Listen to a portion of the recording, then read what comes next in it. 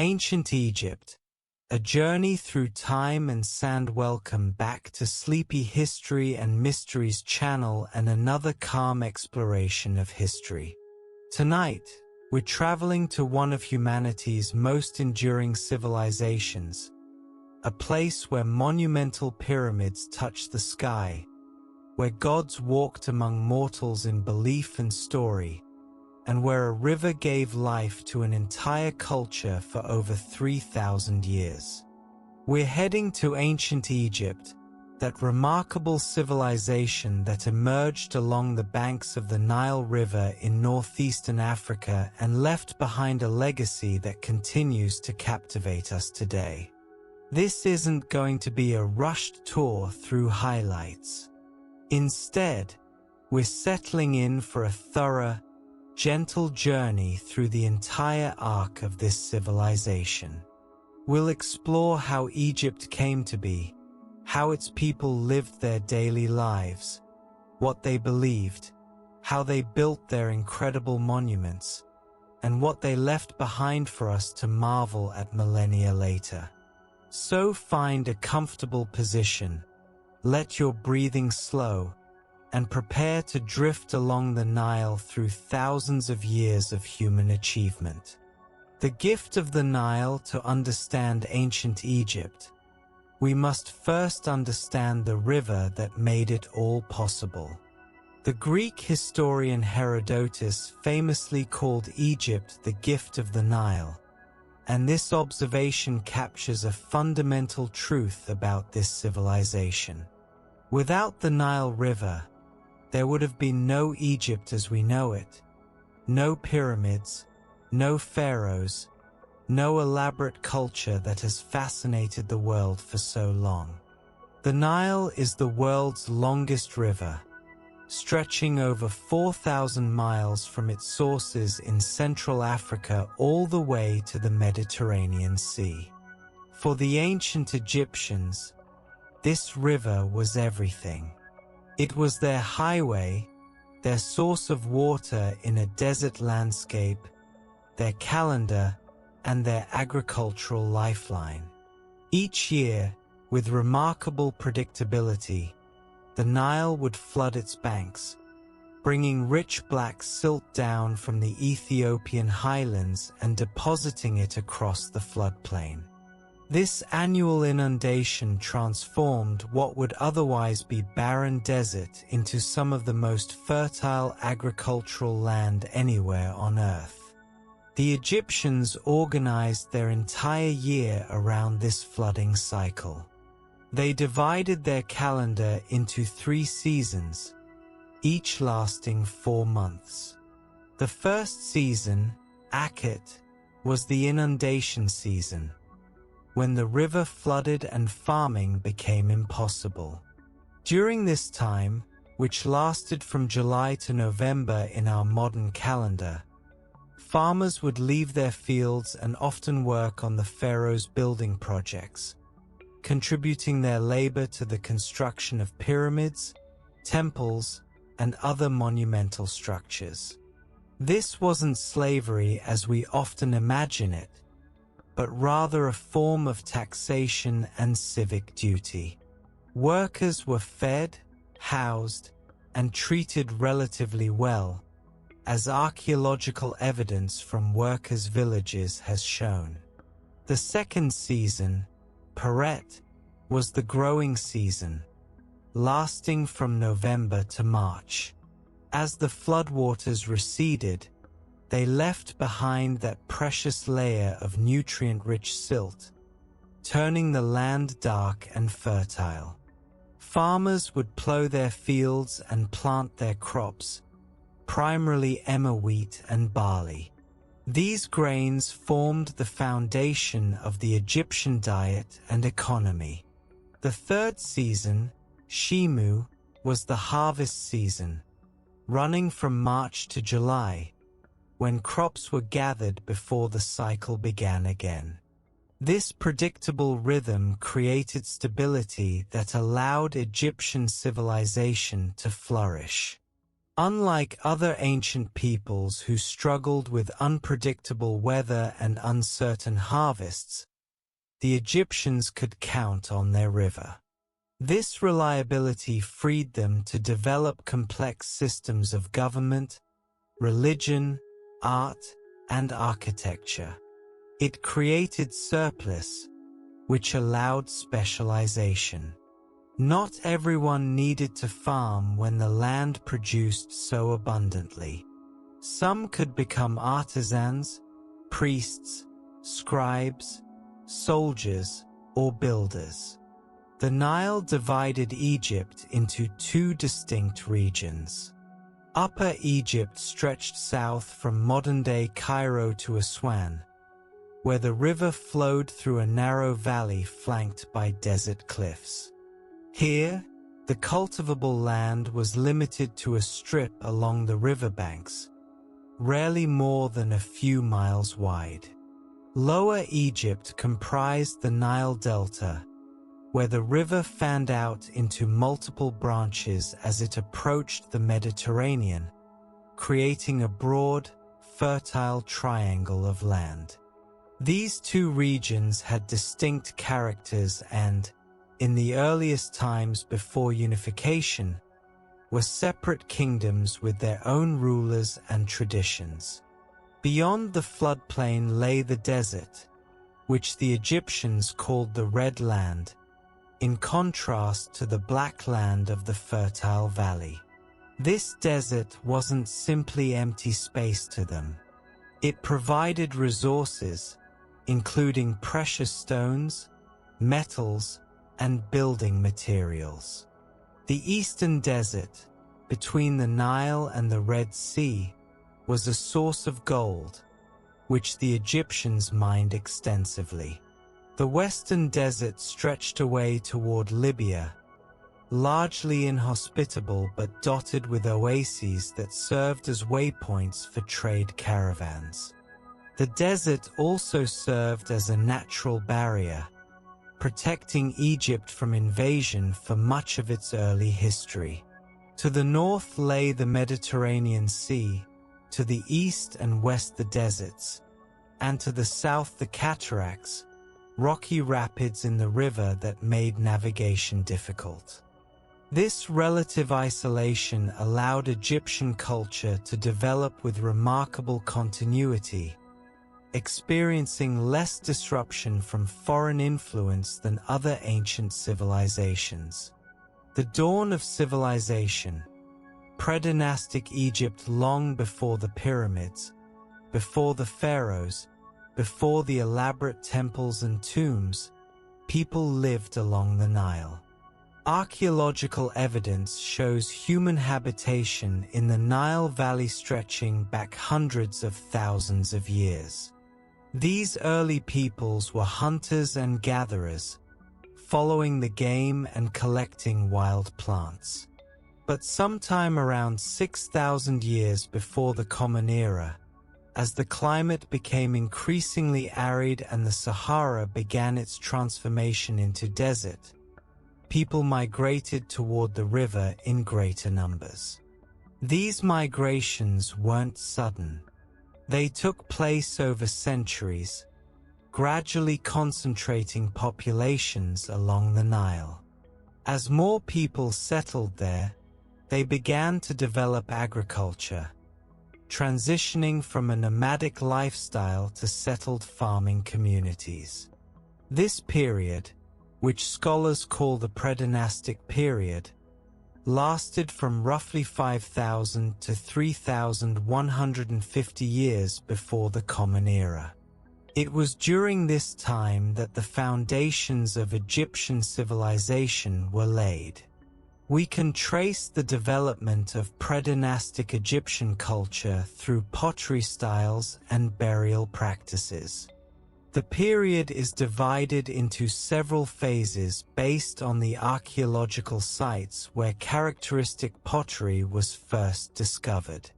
The Badarian culture, dating from around 4,400 years before the Common Era, shows the earliest evidence of agriculture and animal domestication in Upper Egypt. People of this culture buried their dead in simple pit graves, curled on their sides, often with pottery vessels and simple grave goods. The Naqada cultures followed, divided into three main phases. Naqada I, also called the narration period, lasted from roughly 4,000 to 3,500 years before the Common Era. During this time, we see increasingly sophisticated pottery, often decorated with geometric patterns or scenes of boats and animals. Settlements grew larger and more complex. People began to bury their dead with more elaborate grave goods, suggesting developing social hierarchies. Naqada II, or the Jersean period, from 3,500 to 3,200 years before the Common Era, witnessed accelerating social development. Pottery became more standardized, suggesting increased trade and communication between communities. We find evidence of early writing, simple pictographs that would eventually develop into hieroglyphs. Graves show greater disparities in wealth, with some individuals buried with much more elaborate goods than others, indicating emerging social stratification. Most significantly, during Naqada II, we see the beginnings of state formation. Small chiefdoms began to coalesce into larger political units. Upper Egypt seems to have unified earlier than Lower Egypt, with power concentrated in centers like Hierakonpolis and Abydos. Meanwhile, in the Delta, other centers of power were developing. Naqada III, from 3,200 to 3,100 years before the Common Era, saw the final stages before unification. This period witnessed increasing conflict between Upper and Lower Egypt, documented in decorated objects showing kings smiting enemies.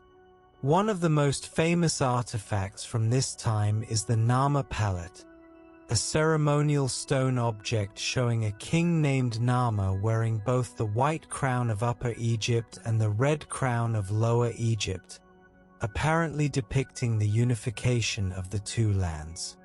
Unification and the early dynastic period. The exact process of unification remains debated among scholars. Ancient Egyptian tradition, recorded much later, credited a king named Mens with uniting Upper and Lower Egypt around 3,100 years before the Common Era. Most Egyptologists now believe that Mens was probably the same person as Nama, though some argue they might have been successive rulers who both played roles in the unification process. What seems clear is that unification wasn't a single dramatic event but rather a gradual process, possibly involving conquest, alliance, and consolidation over several generations. The unified state that emerged would endure, with some interruptions, for nearly 3,000 years, an astonishing span of continuity. To put this in perspective, 3,000 years from now would be the year 5026. Imagine a single civilization maintaining its fundamental character for that entire span. The early dynastic period, comprising the first and second dynasties, lasted from roughly 3,100 to 2,686 years before the Common Era. During this time, the basic structures of Egyptian civilization crystallized. Memphis, located at the junction of Upper and Lower Egypt near modern Cairo, became the capital. From here, the kings of Egypt, whom we now call pharaohs, ruled over their unified realm. The word pharaoh itself is interesting. It comes from the Egyptian phrase pare'e, meaning great house, referring to the royal palace. Initially, this term referred to the palace complex itself, but over time it came to designate the king who resided there. Technically, the title pharaoh wasn't used to refer to kings until the New Kingdom period, around 1400 years before the Common Era, but Egyptologists and popular culture apply it retroactively to all Egyptian kings. These early pharaohs faced the challenge of maintaining unity between Upper and Lower Egypt. The two regions retained distinct identities, which the kings acknowledged in their titulary. One of the pharaoh's 5 names was the Nebti name, referring to the two ladies, the vulture goddess Nekbet of Upper Egypt and the cobra goddess Wadjet of Lower Egypt. The king's crown symbolism also reflected this duality. The white crown represented Upper Egypt, shaped like a tall cone. The red crown represented Lower Egypt, with a flat top and a curled projection. Kings often wore these combined into the double crown, symbolizing their rule over both lands. During the early dynastic period, writing developed from simple pictographs into a more sophisticated system of hieroglyphs. These sacred symbols, which the Egyptians called Medu Neter or the words of the gods, would remain in use for over 3,000 years. Early hieroglyphic inscriptions appear on pottery, ivory labels, and stone palettes, documenting royal names, administrative activities, and religious practices. The kings of the first and second dynasties were buried at Abydos in Upper Egypt, in elaborate tombs that grew increasingly complex. These weren't yet pyramids, but rather structures called mastabas, rectangular buildings with sloping sides. The word mastaba comes from the Arabic word for bench, which these structures somewhat resembled. These early royal tombs were surrounded by subsidiary burials, and in the first dynasty, there's evidence of human sacrifice, with retainers apparently killed to accompany the king into the afterlife. This practice seems to have been abandoned by the Second Dynasty, replaced by shaptis, small figurines that would magically serve the deceased in the afterlife. The Old Kingdom, the Pyramid Age, the Old Kingdom, lasting from roughly 2686 to 2181 years before the Common Era, represents one of the most remarkable periods in human history. This was the age when Egypt built its most famous monuments, when the political and religious systems that would characterize Egyptian civilization for millennia reached their mature forms, and when Egypt emerged as a major power in the ancient world.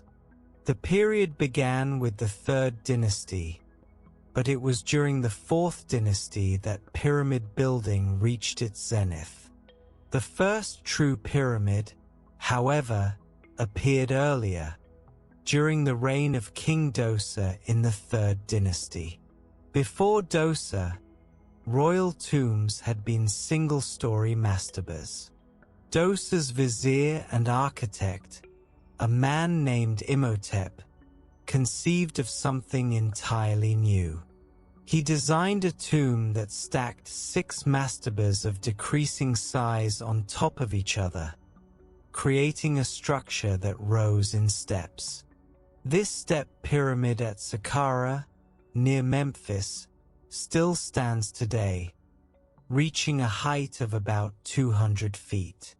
It was the first monumental stone building in Egypt, perhaps in the world. Imhotep's achievement was so remarkable that later generations deified him, worshipping him as a god of wisdom and medicine. The step pyramid complex included not just the pyramid itself but also a vast mortuary temple, courtyards, and subsidiary buildings, all enclosed within a limestone wall. The transition from the step pyramid to the smooth-sided pyramids we imagine when we think of Egypt happened during the reign of King Sneferu, founder of the 4th dynasty. Sneferu was a prolific builder who commissioned not 1 but 3 pyramids. His first attempt, at Maydam, started as a step pyramid but was later modified to have smooth sides by filling in the steps and adding an outer casing. This structure later partially collapsed, leaving the strange tower-like shape visible today. Sneferu's second pyramid, at Dasha, is known as the bent pyramid because of its unusual profile. The pyramid begins with sides rising at a steep angle of about 54 degrees, but about halfway up, the angle suddenly changes to a much gentler 43 degrees. Most likely, this change was made during construction when structural problems emerged, and the builders decided to reduce the weight of the upper portion by using a gentler slope. Learning from these experiences, Sneferu built a third pyramid, the Red Pyramid, also at Dasha. This pyramid maintained a consistent angle of 43 degrees from bottom to top, creating Egypt's first successful smooth-sided pyramid. All of this experimentation provided invaluable experience that Sneferu's son would put to use.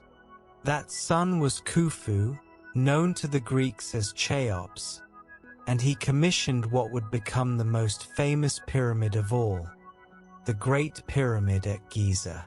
Built around 2560 years before the Common Era, this structure is a marvel that continues to astound engineers and archaeologists today.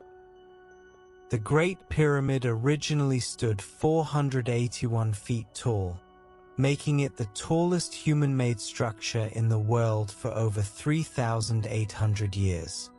Until the construction of Lincoln Cathedral in England in 1311 of the Common Era. The base of the Great Pyramid covers just over 13 acres, with each side originally measuring about 755 feet long. The 4 sides are aligned almost perfectly with the cardinal directions, north, south, east, and west, with an accuracy that's remarkable given the tools available to the ancient Egyptians. The base is level to within less than an inch over the entire area, a feat of precision that rivals modern construction techniques. The pyramid contains approximately 2.3 million blocks of limestone and granite, each averaging over 2 tons, with some weighing as much as 15 tons.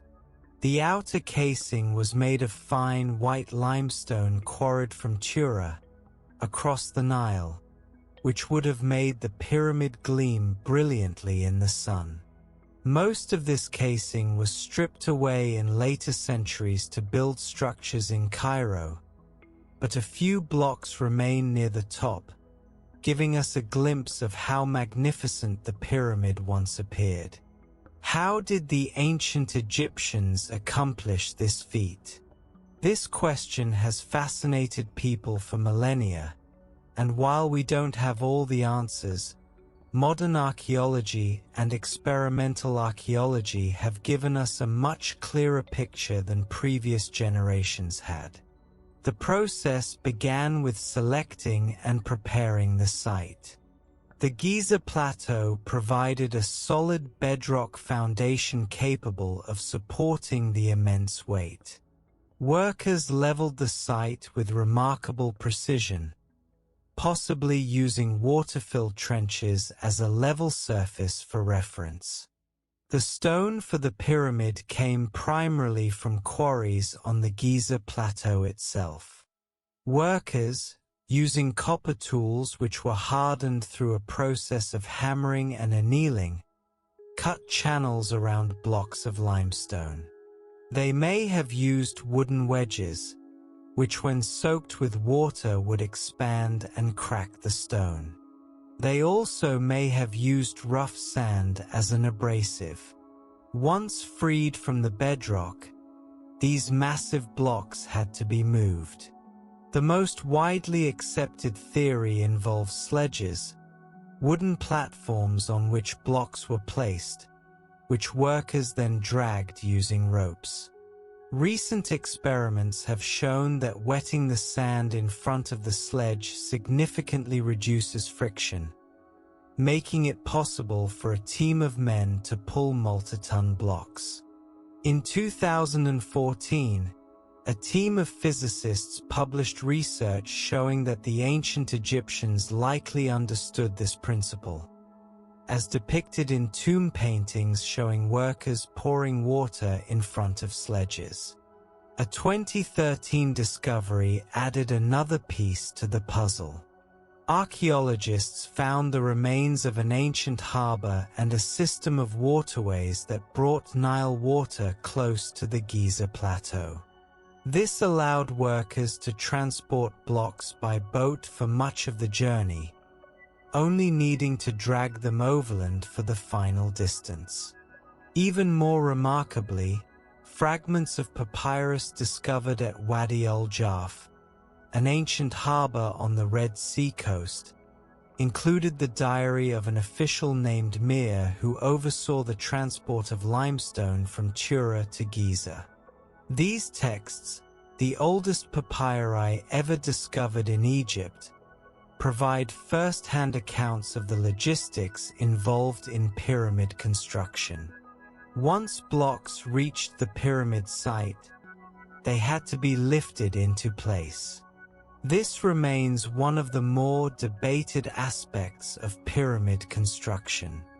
The most widely accepted theory involves ramps. These could have taken various forms, including straight ramps running up one side, zigzag ramps, spiral ramps wrapping around the pyramid, or internal ramps built into the structure. Different pyramids might have used different methods. In 2018, archaeologists discovered remains of an ancient ramp system at Hatnub that could lift alabaster blocks up very steep slopes, suggesting the Egyptians had sophisticated techniques for moving stones vertically. The workforce that built the pyramids was organized and skilled, not the armies of slaves depicted in popular culture. Archaeological excavations at workers' villages near the pyramids have revealed communities of several thousand people who lived in planned barracks, ate well, including meat and bread, and received medical care. When they died, they were buried near the monuments they built, suggesting they took pride in their work.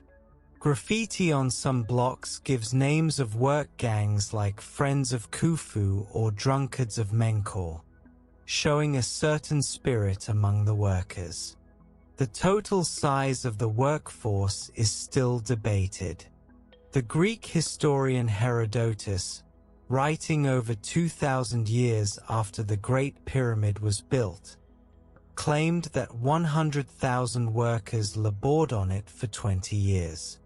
Modern estimates tend to be much smaller, ranging from 10,000 to 20,000 permanent workers supplemented by rotating crews of farmers during the flood season.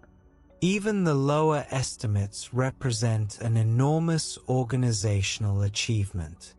Feeding, housing, and coordinating tens of thousands of workers required sophisticated administration, detailed record-keeping, and efficient logistics. Khufu's successors continued the pyramid-building tradition at Giza. His son Khafra built the second pyramid at Giza, slightly smaller than his father's but appearing taller because it stands on higher ground and retains some of its limestone casing at the top. Khafra also commissioned the Great Sphinx, that enigmatic monument with a lion's body and a human head, probably representing Khafra himself. The Sphinx was carved from a natural limestone outcrop, measuring about 240 feet long and 6 feet high. Khafra's successor, Menkaure, built the third and smallest of the main Giza pyramids, standing originally about 215 feet tall.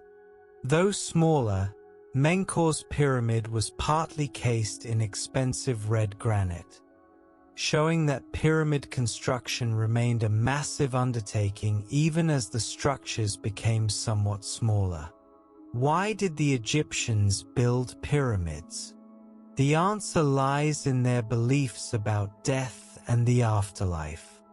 The pyramid served as the king's tomb, certainly, but it was much more than a burial place.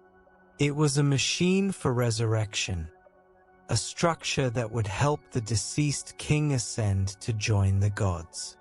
The pyramid shape itself held symbolic significance.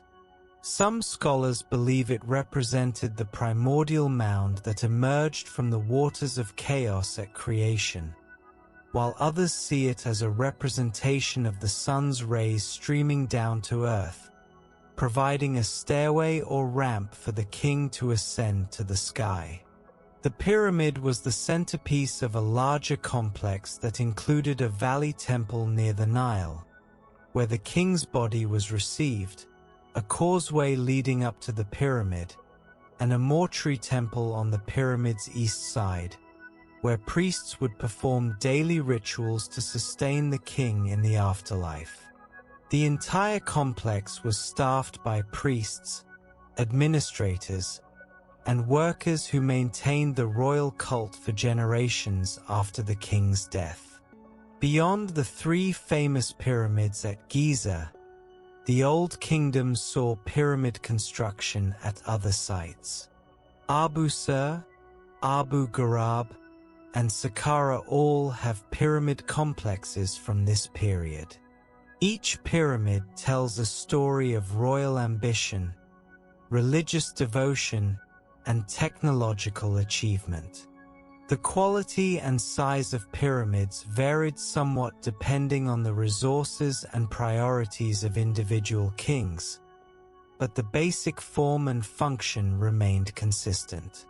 The Old Kingdom wasn't just about pyramids, though they dominate our impression of the period. This was also a time of developing arts, literature, and administration. The Egyptian state became increasingly bureaucratic, with a complex hierarchy of officials managing taxation, justice, labor, and religious affairs. At the top sat the king, considered a living god, the intermediary between the divine and human realms. Below him was the vizier, the chief minister who oversaw the administration. Below the vizier were various officials with specific responsibilities: nomarchs who governed Egypt's provinces or nomes, treasurers who managed the royal wealth, generals who commanded armies, and high priests who oversaw the temples. Writing and literacy expanded during the Old Kingdom, though they remained confined to a small elite. Scribes, trained from childhood in reading and writing hieroglyphs, formed a privileged class. They worked in temples recording offerings, in government offices managing accounts, and in the royal court documenting decrees. Being a scribe was one of the few paths to social advancement in Egyptian society. Texts from the Middle Kingdom extol the scribe's profession, noting that while the farmer toils in the field and the soldier faces danger, the scribe works in comfort with his reed pen and palette. Art in the Old Kingdom established conventions that would persist throughout Egyptian history. Egyptian art served primarily religious and funerary purposes, designed to provide for the deceased in the afterlife or honor the gods. It wasn't intended to be naturalistic in the way we think of art today. Instead, it aimed to present the most complete, eternal representation of its subject. This led to the distinctive Egyptian artistic style we recognize immediately. In relief and painting, the human body was shown in what's called the composite view. The head appeared in profile, but the eye was shown frontally, as if looking at the viewer. The shoulders and chest were depicted from the front, while the waist, hips, and legs returned to profile. This wasn't artistic incompetence. The Egyptians were perfectly capable of drawing naturalistically when they chose to. Rather, this composite view showed each part of the body from its most recognizable angle, creating a complete, eternal image. Sculpture in the Old Kingdom achieved a naturalism and technical mastery that sometimes surprises modern viewers. The seated statues of Rahotep and Nofret from the 4th dynasty, with their inlaid crystal eyes and painted surfaces, look so lifelike that the workers who discovered them allegedly fled in fear. The famous statue of the scribe, now in the Louvre, captures a specific individual with such precision that we feel we could recognize him if we passed him on the street. The colors used in Egyptian art weren't arbitrary.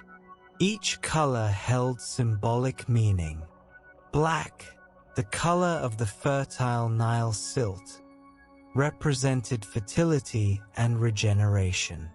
Red symbolized power, vitality, but also danger and chaos.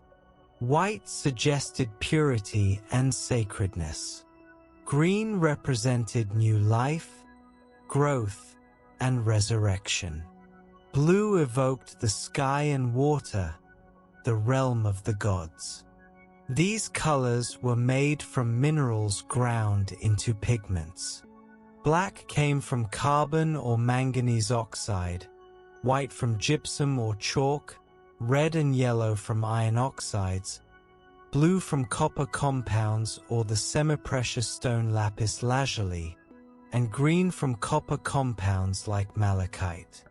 The Old Kingdom also saw the development of the solar religion that would dominate much of Egyptian theology. The sun god Ra, who sailed across the sky in his boat each day and journeyed through the underworld each night, became increasingly important.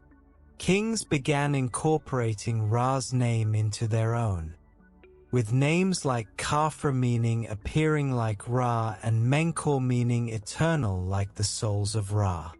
This solar theology would reach its fullest expression in the 5th dynasty, when kings built solar temples alongside their pyramids. The first intermediate period, a time of change the Old Kingdom, ended not with a dramatic collapse but with a gradual decline.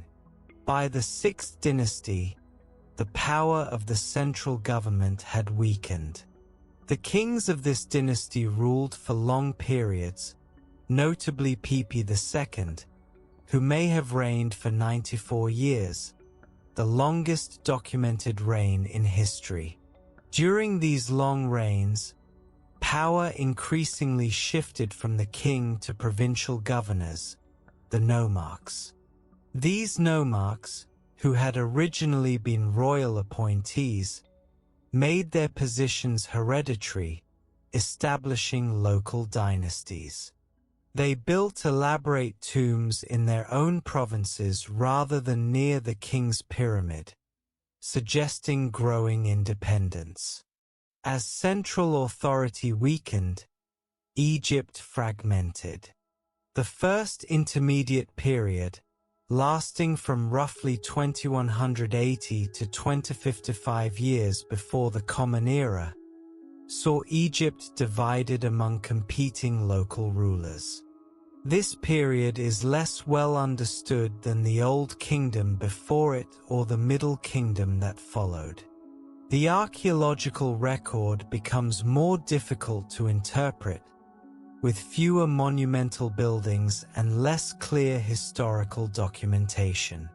Ancient Egyptian texts from later periods describe the first intermediate period as a time of chaos and disorder, when the proper order of things was overturned. These accounts should be treated with some caution, as later Egyptians had reason to emphasize the chaos of intermediate periods to highlight the achievements of the strong kings who reunified the country. That said, the first intermediate period does seem to have been a time of real change and disruption. Climate records suggest that Nile floods may have been lower and less predictable during this time, potentially leading to reduced agricultural yields and economic stress. There's evidence of local conflicts between nomes. The protective desert barriers that had shielded Egypt for so long no longer seemed as secure, with texts mentioning increased contact, not always peaceful, with peoples from Libya and the Near East. Yet this period wasn't entirely negative. Some scholars argue that the breakdown of central authority allowed for cultural developments that wouldn't have occurred under the strict control of the Old Kingdom. Art became somewhat more varied in style, less bound to the rigid conventions of royal workshops. Literature flourished, with compositions like the Instruction for King Merekere, which contains advice for rulers that emphasizes justice and care for subjects, not just power. Perhaps most significantly, religious beliefs that had previously been exclusive to the king became more widely available. In the Old Kingdom, only the pharaoh could expect a blessed afterlife, guaranteed by the elaborate rituals performed in his pyramid complex. But during the first intermediate period, these royal privileges began to extend to non-royal individuals. Spells that once appeared only in royal pyramids, the pyramid texts, began appearing in the tombs of nobles and officials, in a modified form now called coffin texts. This democratization of the afterlife was a profound shift that would continue in later periods. The political fragmentation of the first intermediate period set the stage for eventual reunification. Two main centers of power emerged: Heracleopolis in Lower Egypt and Thebes in Upper Egypt. For much of the period, these two dynasties coexisted, sometimes peacefully, sometimes in conflict. The Theban dynasty, the 11th dynasty in the traditional counting, eventually gained the upper hand. The Middle Kingdom, classical Egypt. The Middle Kingdom began when King Mentuhotep II of Thebes conquered the north around 2055 years before the Common Era, reuniting Egypt under a single ruler. The Middle Kingdom, lasting until roughly 1650 years before the Common Era, is often called Classical Egypt. This was a period of political stability, cultural achievement, and economic prosperity. It was also the time when the Egyptian language reached a form that would become the standard for literary and monumental inscriptions for centuries to come, a form we call Middle Egyptian. Mentuhotep II and his immediate successors ruled from Thebes in Upper Egypt, but the 12th dynasty, which began around 1991 years before the Common Era, moved the capital back north to a site called Itjatoi, near the entrance to the Fem Oasis. This location gave better control over both Upper and Lower Egypt and access to the Fem, a rich agricultural region that the Middle Kingdom pharaohs developed extensively through irrigation projects. The kings of the 12th dynasty were among Egypt's most capable rulers. They re-established firm control over the entire country, reorganized the administration, and undertook major building projects. They also reinstituted pyramid building, though Middle Kingdom pyramids were constructed differently from their Old Kingdom predecessors. Instead of using massive stone blocks throughout, they employed a core of mud brick, faced with limestone. This made construction faster and less expensive, but it also meant that Middle Kingdom pyramids haven't survived as well. Many have deteriorated into low mounds, their mud brick cores eroded and their limestone casings stripped away in later periods. One of the most remarkable rulers of the Middle Kingdom was a woman named Sobekneferu, who reigned for about 4 years around 1806 to 1802 years before the Common Era. She was the first woman to rule Egypt whose position is confirmed by contemporary evidence. Later Egyptian history would include other female rulers, most famously Hatshepsut, but Sobekneferu set an early precedent. The Middle Kingdom pharaohs were energetic builders. They constructed or expanded temples throughout Egypt, particularly at Thebes, which remained an important religious center even after the capital moved north. The god Amun, who would later become Egypt's supreme deity, began his rise to prominence during this period.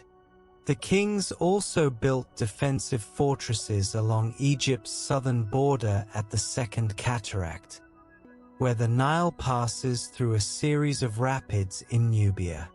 These massive mud brick fortifications, some with walls over 30 feet thick, protected Egypt's frontier and controlled trade routes bringing gold, ivory, ebony, and other valuable materials from Africa. Egyptian literature flourished during the Middle Kingdom. Many of the texts we consider classics of Egyptian literature were composed during this time. The Tale of Sinew, Egypt's most celebrated literary work, tells of an official who flees Egypt after the death of King Amenemhat I, fearing he'll be implicated in a court intrigue. He lives for years in Syria, achieving success and respect, but yearns for Egypt. Eventually pardoned and allowed to return, he describes his joy at coming home and the prospect of receiving a proper Egyptian burial. This story explores themes of loyalty, identity, and what it means to be Egyptian.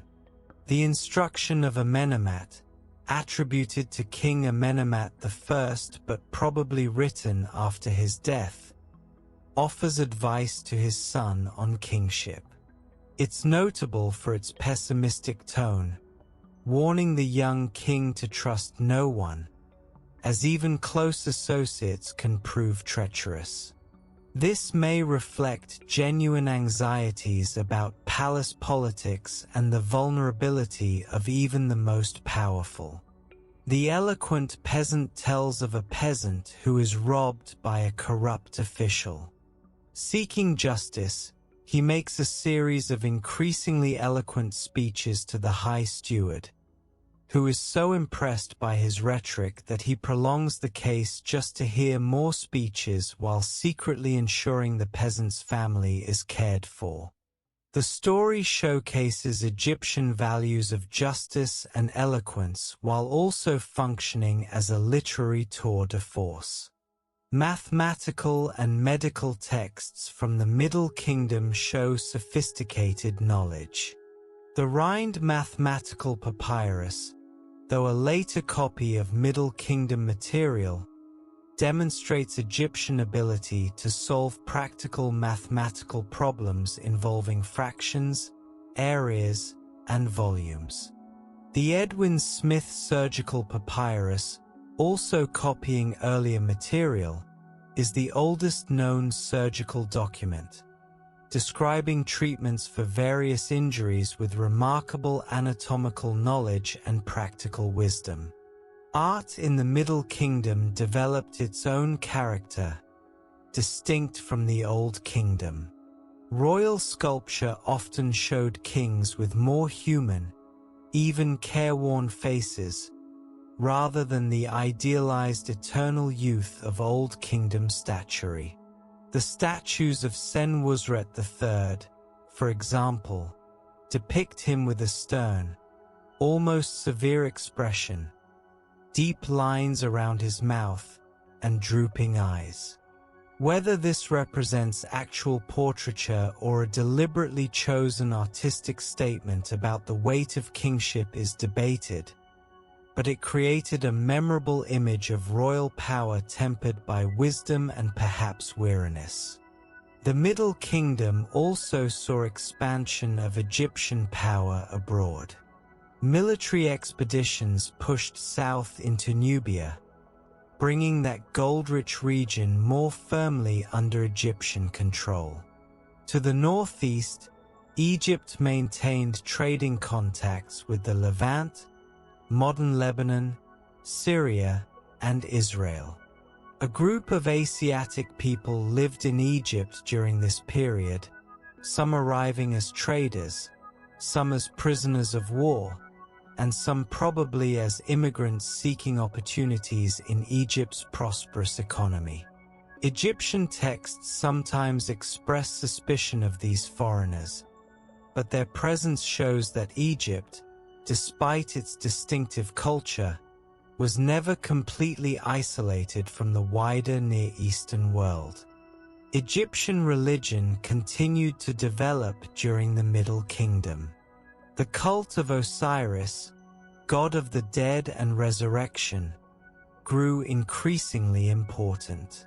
Osiris's mythology told how he had been a good king of Egypt who was murdered by his jealous brother Set, dismembered and scattered.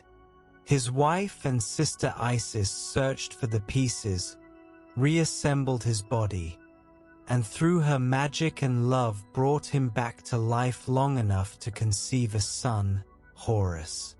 Osiris then descended to rule the underworld, where he would judge the dead, while Horus grew up to avenge his father and become king of the living. This myth resonated deeply with the Egyptians. It explained the succession of kings, each one a manifestation of Horus while alive, becoming Osiris after death. It also provided hope for individual resurrection. If Osiris could overcome death, so too might others who followed proper burial practices and lived justly. The city of Abydos, believed to be Osiris's burial place, became Egypt's most sacred pilgrimage site. Egyptians who could afford it would travel to Abydos or at least set up a stela there to ensure they participated in Osiris's resurrection. The cult of Osiris was linked to evolving concepts of moral judgment in the afterlife. While earlier Egyptian religion had focused heavily on proper ritual and burial, the Middle Kingdom saw growing emphasis on ethical behavior. The famous weighing of the heart scene, which would become central to later funerary texts, may have developed during this period.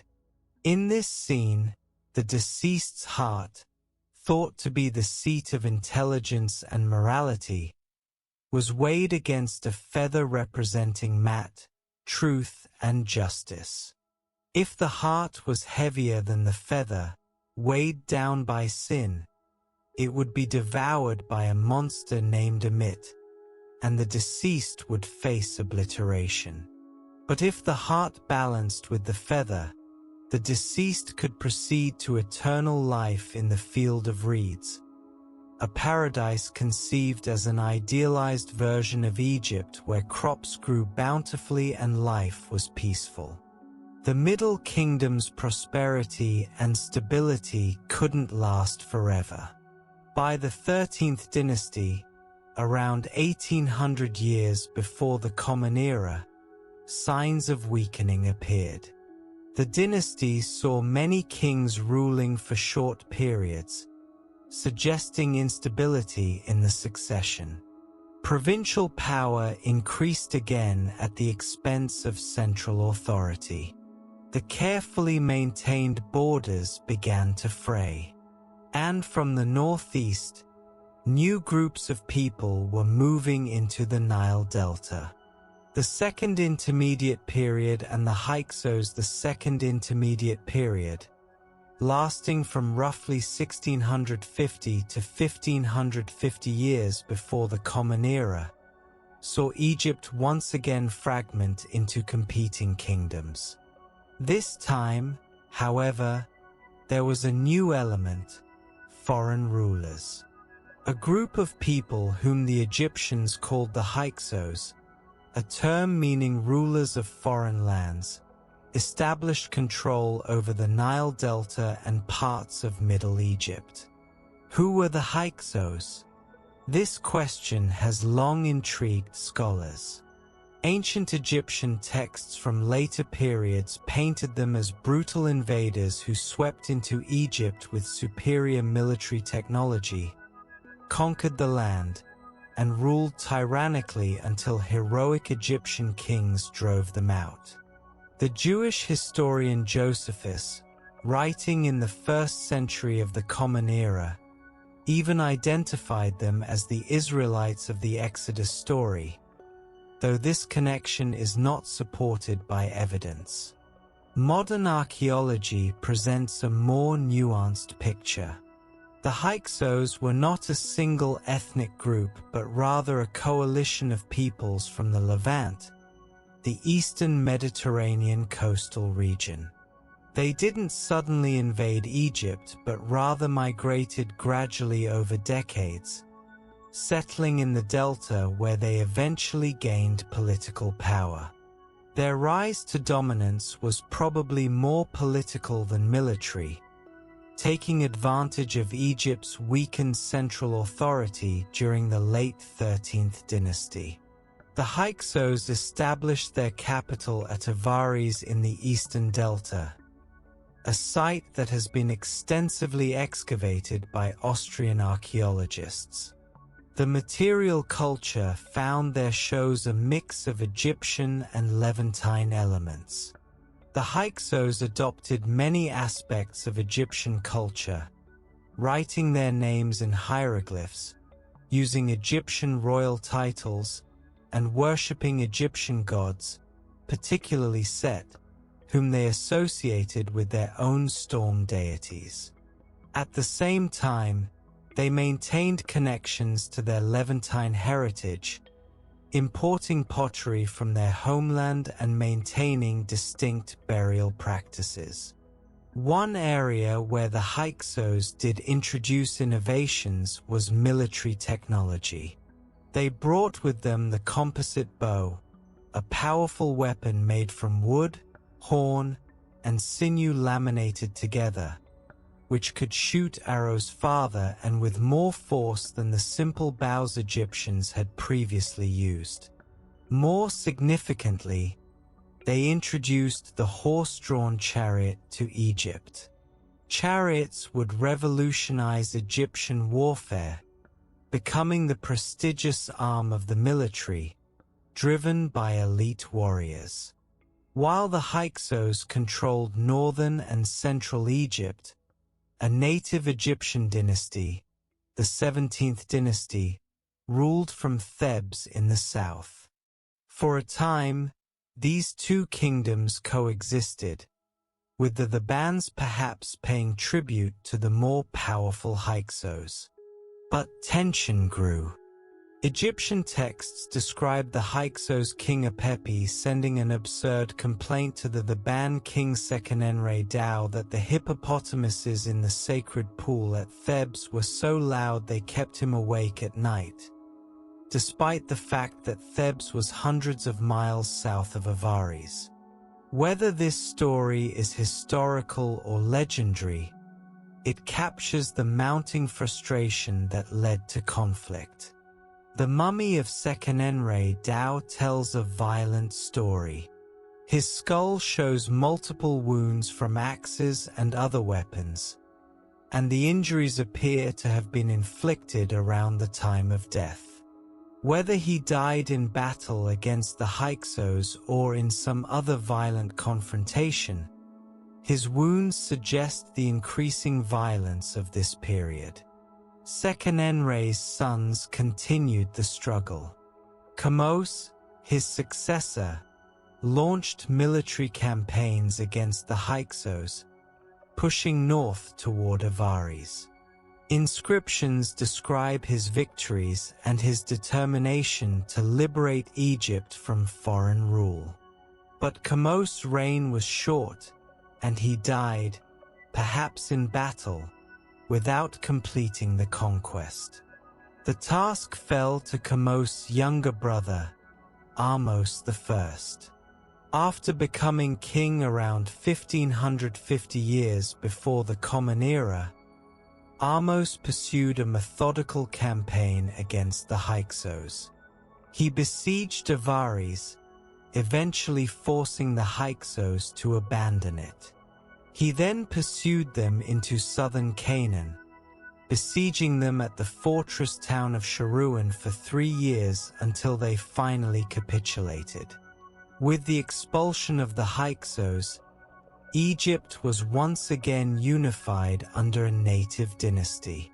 Ahmose's victory had profound effects. It established the 18th dynasty, which would rule Egypt for over 250 years and produce some of its most famous pharaohs. It also fundamentally changed Egypt's relationship with the outside world. No longer content to rely on desert barriers for protection, New Kingdom Egypt would pursue an aggressive foreign policy, conquering and controlling territories in Nubia and the Levant to create buffer zones and secure trade routes. The New Kingdom, Empire and Expansion. The New Kingdom, lasting from roughly 1550 to 1069 years before the Common Era, represents ancient Egypt at its most powerful and prosperous.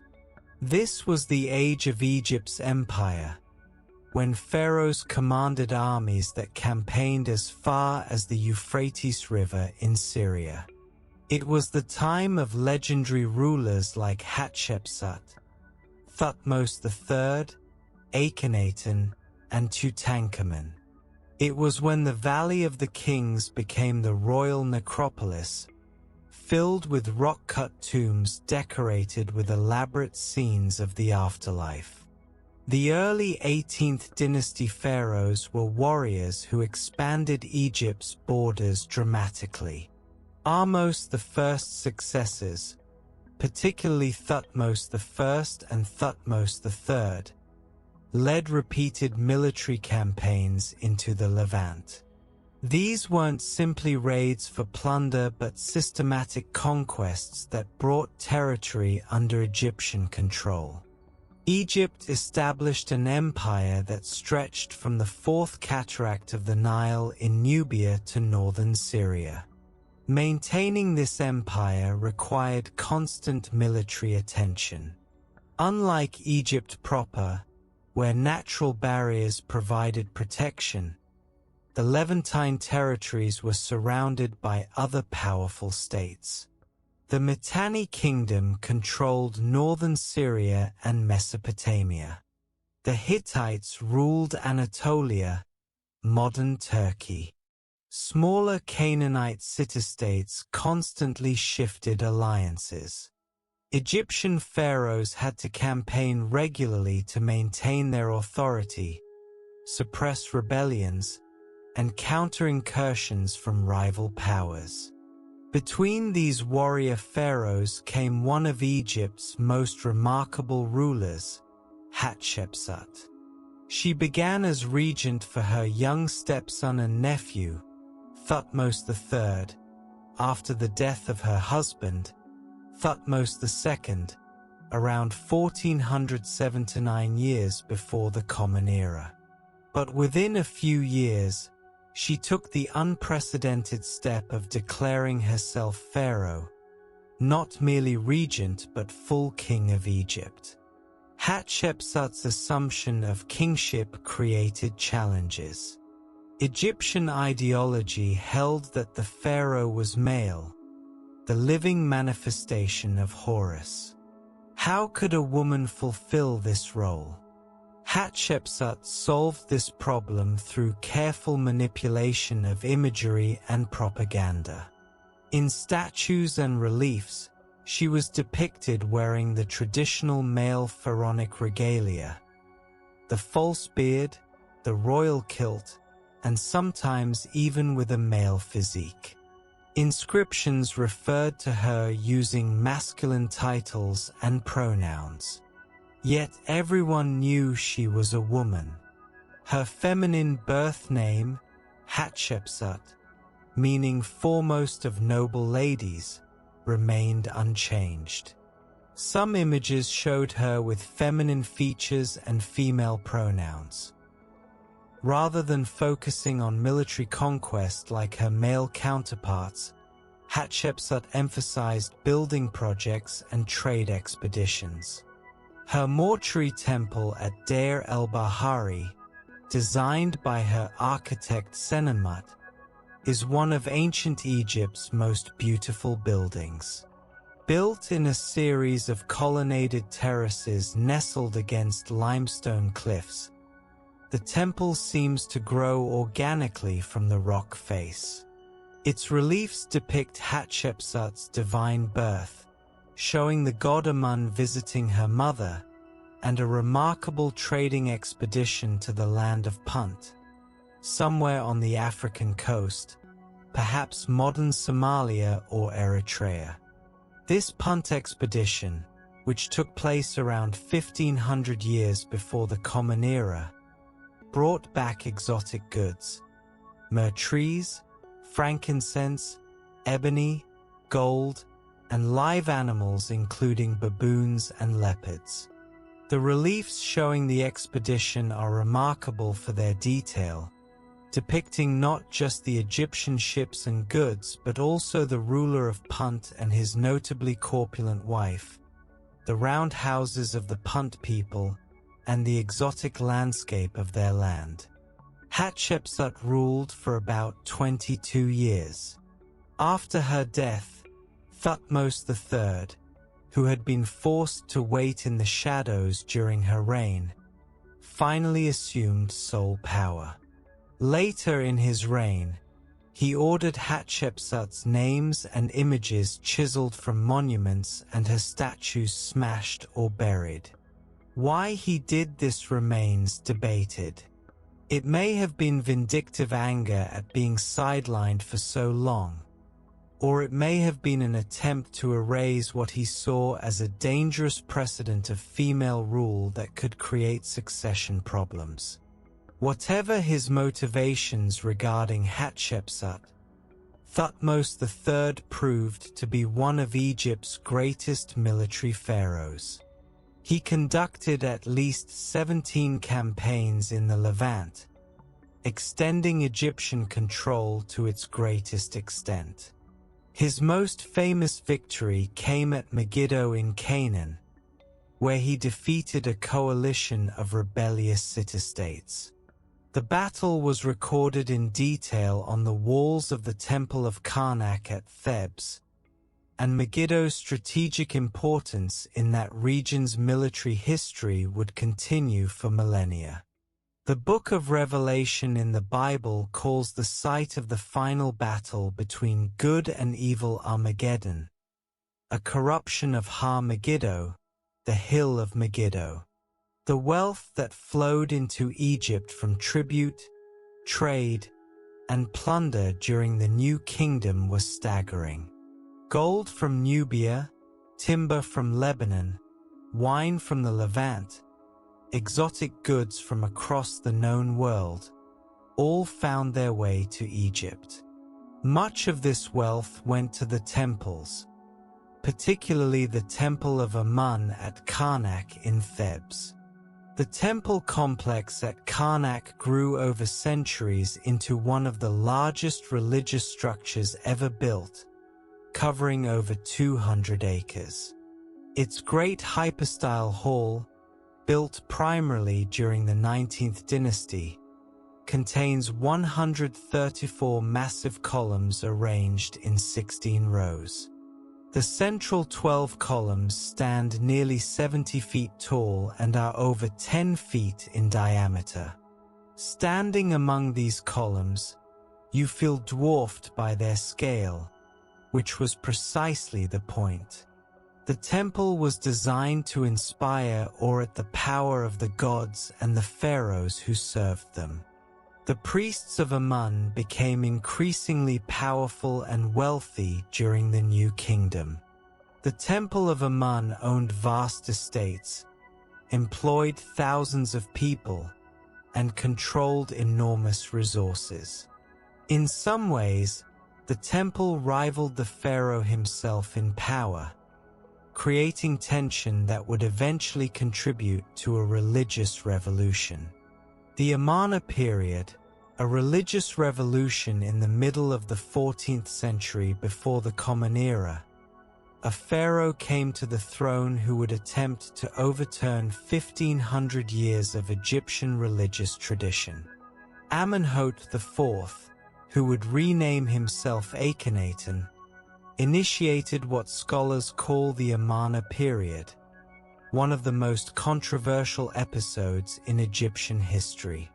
Akhenaten's changes began subtly. Early in his reign, he showed particular devotion to the Aten, the disk of the sun. The Aten wasn't a new god. It had appeared in texts and art before, simply as the physical sun disk. But Akhenaten elevated the Aten above all other gods, then went further, declaring the Aten to be the only god worthy of worship. Around his fifth regnal year, 1447 years before the Common Era, he changed his name from Amenhotep, Amun is satisfied, to Akhenaten, beneficial to the Aten, symbolically rejecting the god Amun. He then made an even more dramatic move. He abandoned Thebes, the traditional capital where the powerful priests of Amun held sway, and founded an entirely new city dedicated to the Aten in Middle Egypt. This city, which he called Akhenaten, Horizon of the Aten, is known today as Amarna. Built on virgin ground, uncontaminated by the worship of other gods, Akhenaten was designed as the center of the new religion. The city rose quickly in the desert. Palaces, temples, administrative buildings, and residential quarters spread across several square miles between the Nile and the eastern cliffs. The great temple to the Aten was unlike traditional Egyptian temples. Instead of dark, mysterious inner chambers, it was open to the sky, allowing the sun's rays to flood in. This reflected the theology of Atenism, which emphasized the visible, life-giving power of the sun rather than the hidden mysteries of traditional gods. Art under Akhenaten underwent radical changes. The formal, idealized style of traditional Egyptian art gave way to something more naturalistic and, to modern eyes, often strange. Akhenaten himself was depicted with an elongated skull, full lips, a protruding belly, and wide hips. His wife, Nefertiti, and his daughters were shown with similar features, though usually less exaggerated. Scholars debate whether these images reflect actual physical appearance, perhaps some medical condition, or whether they represent a new artistic ideal, perhaps suggesting the king's transcendence of normal human categories of male and female. Nefertiti, Akhenaten's chief wife, played an unusually prominent role. She appeared in reliefs and statuary almost as often as the king himself, sometimes in poses normally reserved for the pharaoh, such as smiting enemies. Her famous painted limestone bust, now in Berlin, shows a woman of striking beauty wearing her distinctive flat-topped crown. Whether Nefertiti wielded real political power or was simply more visible than previous queens remains debated, but she was clearly central to Akhenaten's project. Akhenaten's religious revolution went beyond simply promoting the Aten. He actively suppressed the worship of other gods, particularly Amun. He ordered Amun's name chiseled from monuments throughout Egypt. He closed temples dedicated to traditional gods and redirected their resources to the Aten cult. The traditional priesthoods were displaced, their power broken. Why did Akhenaten do this? Scholars have proposed various explanations. Some see it as a genuine religious revelation, a monotheistic impulse similar to those that would emerge in Judaism, Christianity, and Islam. Others view it more cynically as a political move to break the power of the Amun priesthood and centralize authority in the king. The reality probably involved both religious conviction and political calculation. Hymns to the Aten, attributed to Akhenaten himself, express a theology that emphasizes the Aten as a universal creator god who made all peoples and provides for them all. The great hymn to the Aten praises the sun disk's role in creating and sustaining life, noting how all creatures awake when it rises and how even foreign lands are sustained by its light. Some scholars have noted similarities between this hymn and Psalm 104 in the Hebrew Bible, though whether there's any actual connection remains uncertain. While Akhenaten focused on his religious reforms, Egypt's empire was under pressure. The Amarna letters, a collection of diplomatic correspondence found at Akhenaten, reveal that city-states in the Levant were sending urgent appeals for Egyptian military support against various threats, including attacks from groups of people called Habaru and pressure from the expanding Hittite kingdom. Some letters suggest that Egyptian control in the Levant was slipping as Akhenaten devoted his attention to his new religion rather than to maintaining the empire. Akhenaten's revolution didn't outlast him. He died around 1336 years before the Common Era, having reigned for 17 years. His successor, a young boy who had been born Tutankhaten, living image of the Aten, soon changed his name to Tutankhamun, living image of Amun, signaling the restoration of the traditional religion. The court abandoned Akhenaten and returned to Memphis and Thebes. The temples of the old gods were reopened, their cults restored. Tutankhamun himself is famous not for his accomplishments during his brief reign. He died around age 19 after ruling for only about 9 years, but for his tomb, discovered nearly intact in 1922 by Howard Carter, Tutankhamun's tomb in the Valley of the Kings yielded an astonishing treasure. Over 5,000 objects, including his famous golden burial mask, inlaid with lapis lazuli and other semi-precious stones. The tomb's discovery captivated the world and provided unprecedented insight into royal burial practices. The riches in Tutankhamun's tomb are even more remarkable when we consider that his was a relatively minor pharaoh's burial, hastily arranged after his unexpected death, in a tomb probably not originally intended for him. The tombs of more powerful pharaohs like Seti I or Ramesses II must have contained treasures that dwarf what Carter found. But those tombs were plundered in antiquity, leaving only empty chambers and broken pottery. After Tutankhamun's death, the 18th dynasty quickly ended. A general named Horem seized the throne, and though he had no royal blood, his strong personality and military background allowed him to consolidate power. He worked to erase all traces of the Amarna period, dismantling Akhenaten and using its stone blocks as fill in other building projects. He usurped monuments of his predecessors and attempted to re-establish stability and tradition after the upheaval of Akhenaten's reign. The 19th dynasty, the Ramesside period. Horem died without an heir, and the throne passed to his vizier, an elderly military man named Ramesses I, who founded the 19th dynasty around 1292 years before the Common Era.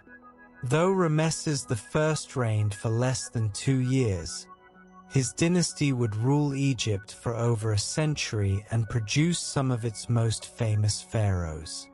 Ramesses I's son, Seti I, was an energetic ruler who worked to restore Egypt's power abroad. He campaigned in the Levant, reasserting Egyptian authority over territories that had slipped away during the Amarna period. He also initiated massive building projects, including his elaborate tomb in the Valley of the Kings, the longest and deepest in the valley, decorated with beautiful painted reliefs showing his journey through the afterlife. But the most famous pharaoh of the 19th dynasty, indeed one of the most famous pharaohs of all Egyptian history, was Seti's son, Ramesses II, often called Ramesses the Great. Ramesses II ruled for 66 years, from 1279 to 1213 years before the Common Era, making him one of Egypt's longest reigning monarchs. He was a prolific builder, a successful military commander, and apparently had over 100 children by his various wives and concubines. Ramesses II's monuments are everywhere in Egypt. He built new temples, added to existing ones, and wasn't shy about usurping older monuments by carving his own name on them. His most famous construction is probably the Temple of Abu Simbel in Nubia, carved into a sandstone cliff. The temple's facade features 4 colossal seated statues of Ramesses, each about 6 to 7 feet tall. The temple was oriented so that twice a year, on what are thought to be Ramesses's birthday and coronation day, The sun's rays would penetrate deep into the temple to illuminate statues of the gods and the deified Rameses in the innermost sanctuary. In the 1960s, when the construction of the Aswan High Dam threatened to submerge Abu Simbel under Lake Nasser, an international effort sponsored by UNESCO carefully cut the entire temple into blocks and reassembled it on higher ground, preserving it for future generations. This engineering feat, while modern, somehow seems appropriate for a monument to Rameses, who himself was no stranger to ambitious projects. Rameses II's military career included numerous campaigns in the Levant, where Egypt clashed repeatedly with the Hittite Empire.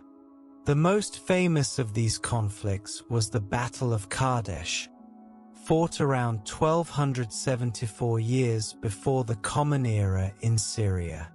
Rameses portrayed this battle as a great Egyptian victory in reliefs on temple walls throughout Egypt. According to his account, he was ambushed by Hittite forces and, abandoned by his troops, single-handedly fought off the enemy army with the help of the god Amun until reinforcements arrived. The Hittite version of events, known from their own records, tells a different story, claiming they defeated the Egyptians. Modern historians generally think the battle was probably a draw, with neither side achieving a decisive victory. What is certain is that about 16 years later, Egypt and the Hittites signed a peace treaty, the oldest surviving international treaty in history. Copies have been found both in Egypt and in the Hittite capital in Anatolia. The treaty established a border between the two empires, promised mutual aid against external enemies and internal rebellions, and was sealed by a marriage between Rameses and a Hittite princess. This marriage was one of many for Rameses. His chief wife and apparently his favorite was Nefertari, for whom he built a beautiful small temple at Abu Simbel next to his own larger one. The facade shows Nefertari as the same size as Rameses, unusual in Egyptian art where wives were normally depicted smaller than their husbands. Her tomb in the Valley of the Queens at Thebes is considered one of the most beautiful in Egypt, its walls covered with brilliantly colored paintings showing her journey through the afterlife. Rameses also married several of his own daughters, a practice that seems shocking to modern sensibilities but served important ritual and political functions in ancient Egypt. The pharaoh was supposed to marry the heiress, the woman who carried the royal blood through the female line, and his daughters theoretically fit this role. Such marriages were probably often ceremonial rather than consummated, though we can't be certain in all cases. Rameses II's long reign saw prosperity for much of Egypt, but also challenges. Texts from late in his reign mention groups called the Sea Peoples raiding the eastern Mediterranean coast. These seaborne raiders, whose origins remain mysterious, would become a major threat in coming decades. Rameses's son and successor, Meremptah, who was already elderly when he came to the throne, had to repel invasions by Libyans and Sea Peoples. It's on a monument from Meremptah's reign that we find the earliest known reference to Israel outside the Bible. The Meremptah stele, dating to about 1208 years before the Common Era, lists various peoples and places the pharaoh defeated. Among them appears Israel, described in terms suggesting a people rather than a place, existing somewhere in Canaan. This single mention doesn't tell us much. but it confirms that a group called Israel existed in Canaan by the late 13th century before the Common Era. The 19th dynasty ended around 1190 years before the Common Era, with a period of confusion and competing claimants to the throne. The 20th dynasty that followed was dominated by a series of kings all named Rameses, from Rameses III through Rameses XI. The most significant of these was Rameses III, who ruled from about 1186 to 1155 years before the Common Era. Rameses III faced major external threats. Multiple waves of Libyans attacked Egypt's western border, attempting to settle in the delta. Sea peoples raided in great force. Reliefs at Rameses's mortuary temple at Medinet Habu depict land and sea battles against these invaders. The Sea Peoples were a confederation of various groups whose origins are still debated. Some may have come from Anatolia, others from Greece or the Aegean Islands. They seem to have been part of a wider pattern of migrations and invasions that swept across the eastern Mediterranean around 1200 years before the Common Era, contributing to the collapse of the Hittite Empire, the destruction of Mycenaean palaces in Greece, and general chaos across the region. Rameses III claimed to have defeated these invaders, saving Egypt from the catastrophes that befell other civilizations. Egypt did indeed survive when many contemporary powers collapsed, but the cost was high. The military efforts strained Egypt's economy. Inflation rose. Workers at the royal necropolis in Thebes went on strike when their grain rations weren't paid, an action documented in papyrus records that provide a fascinating glimpse of labor relations in ancient Egypt. Even more dramatically, Rameses III faced a conspiracy within his own harem. Papyrus documents and later medical examinations of his mummy suggest that members of his household, including one of his lesser wives who wanted her son to become king, plotted his assassination. The plot apparently succeeded in killing or severely wounding the king, though whether he died immediately or survived for a time is uncertain. The conspirators were captured and tried. Some were executed, others forced to commit suicide. After Rameses III, Egypt entered a period of slow decline. The later Rameses were weak rulers who exercised little real authority. Power increasingly shifted to the high priests of Amun at Thebes, who controlled vast resources and essentially governed Upper Egypt independently. Meanwhile, in the Delta, officials who were probably of Libyan descent gained power. By 1069 years before the Common Era, the New Kingdom had ended, and Egypt was once again divided. The Third Intermediate Period, Division and Foreign Rule. The Third Intermediate Period, from about 1069 to 664 years before the Common Era, saw Egypt split between competing dynasties. The high priests of Amun ruled Upper Egypt from Thebes as a kind of theocracy. Pharaohs of Libyan descent, the 21st and 22nd dynasties, ruled from cities in the Delta. Egypt was no longer a unified kingdom, but rather a collection of competing power centers. Despite this political fragmentation, cultural and religious continuity remained strong. The Egyptians still built temples, though none matched the scale of New Kingdom constructions. They still wrote in hieroglyphs, practiced mummification, and believed in their traditional gods. In some ways, this period saw cultural conservatism, with art and literature looking back to earlier periods for inspiration, particularly the Middle Kingdom, which was remembered as a classical age. The 25th dynasty brought a surprising development. A kingdom had developed in Nubia, south of Egypt, whose rulers had adopted Egyptian culture while maintaining their own distinct identity.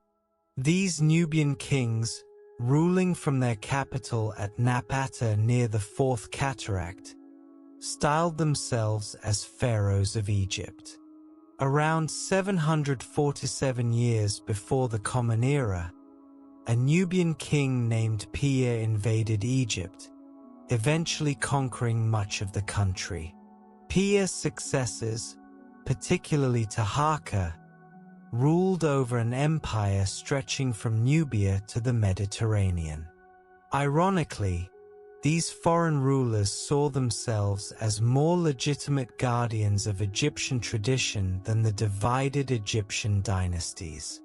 They restored temples, revived old religious practices, and even revived pyramid building in Nubia, creating a landscape of pyramids at sites like Meroe that echoes Egypt's own pyramid fields. The Nubian pharaoh's reign over Egypt was cut short by a new threat from the east, the Assyrian Empire. The Assyrians, based in northern Mesopotamia, were building the largest empire the world had yet seen.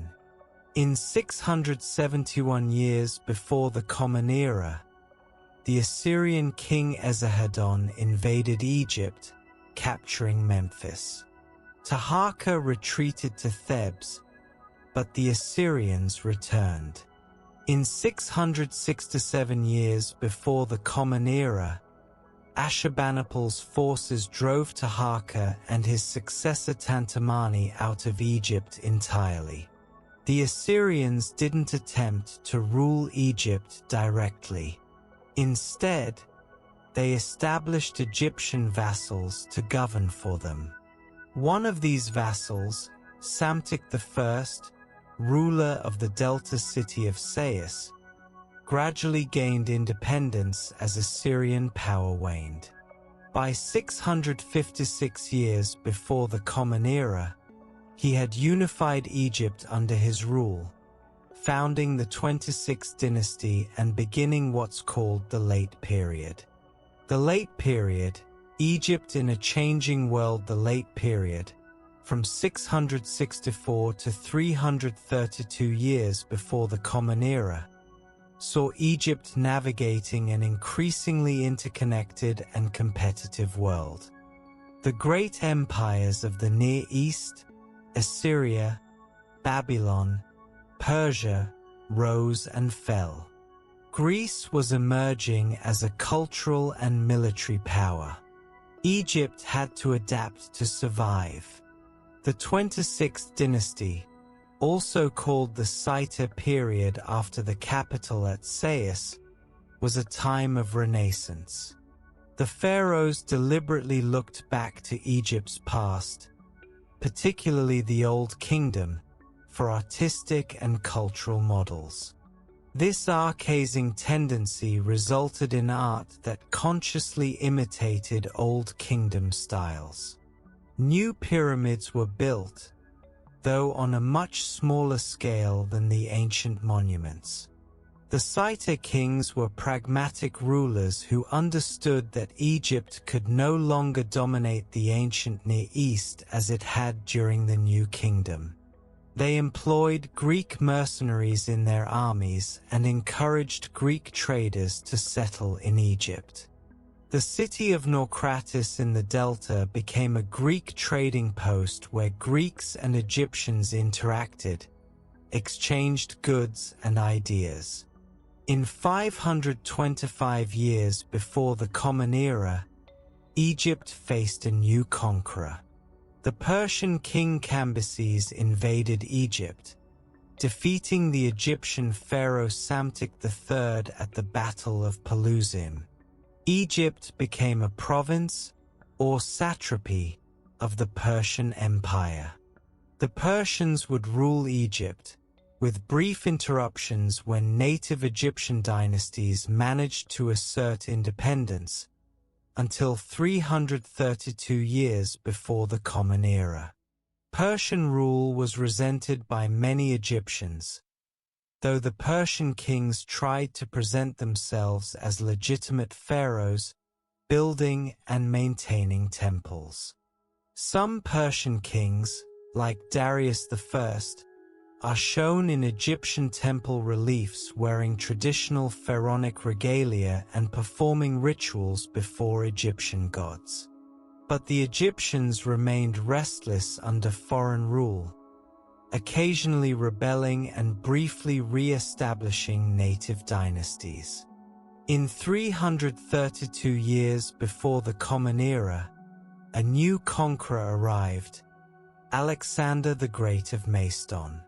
Alexander was conquering the Persian Empire, and Egypt was part of his prize. The Egyptians, who had chafed under Persian rule, apparently welcomed Alexander as a liberator. He traveled to the Oracle of Amun at the Siwa oasis in the Western Desert, where the oracle proclaimed him the son of Amun, giving him divine sanction to rule Egypt. Alexander founded the city of Alexandria on Egypt's Mediterranean coast. This city, designed by Greek architects, would become one of the ancient world's great metropolises, a center of learning and culture that blended Greek and Egyptian elements. Its famous lighthouse, the Pharos, was one of the 7 wonders of the ancient world. Its library, the Library of Alexandria, aimed to collect all the knowledge of the ancient world. Alexander didn't stay long in Egypt. He left to continue his conquests, eventually reaching India before dying in Babylon in 323 years before the Common Era at age 32. His empire immediately fragmented among his generals, the Diadochi. Egypt fell to Ptolemy, one of Alexander's most trusted companions. The Ptolemaic period, Greeks as pharaohs Ptolemy established a dynasty that would rule Egypt for nearly 300 years, from 304 to 30 years before the Common Era. The Ptolemaic dynasty was Greek in culture and language. The royal court spoke Greek, the administration operated in Greek, and Greek settlers were encouraged to immigrate to Egypt. Yet the Ptolemies also presented themselves as traditional Egyptian pharaohs, building temples in Egyptian style, supporting the old cults, and appearing in reliefs wearing the double crown and performing ancient rituals. This created a dual society in Ptolemaic Egypt. The Greek elite lived primarily in Alexandria and other Greek cities, maintaining their Greek culture. The native Egyptians continued their traditional ways in the countryside and older cities like Memphis and Thebes. There was interaction and cultural exchange, but also tension and sometimes conflict between the two communities. The Ptolemies were prolific builders. Many of Egypt's best-preserved temples date from this period, including the temples at Edfu, Dendera, and Kom Ombo. These late temples followed traditional Egyptian architectural forms and were decorated with hieroglyphic inscriptions and traditional religious scenes. But they also showed Greek influence in certain details and included new elements, like mixed culture festivals that blended Greek and Egyptian deities. The most famous Ptolemaic ruler was Cleopatra VII, the last active pharaoh of Egypt. Cleopatra came to the throne in 51 years before the Common Era, initially ruling jointly with her younger brother Ptolemy XIII. She was forced into exile by opponents at court but made a dramatic return, allegedly having herself smuggled to Julius Caesar rolled up in a carpet or bedding. Caesar, who was in Alexandria pursuing his civil war rival Pompey, became Cleopatra's ally and lover. With Roman support, she defeated her brother and took sole control of Egypt. After Caesar's assassination in 44 years before the Common Era, Cleopatra aligned herself with Mark Antony, one of the triumvirs ruling Rome. Their alliance was both political and romantic, and they had 3 children together.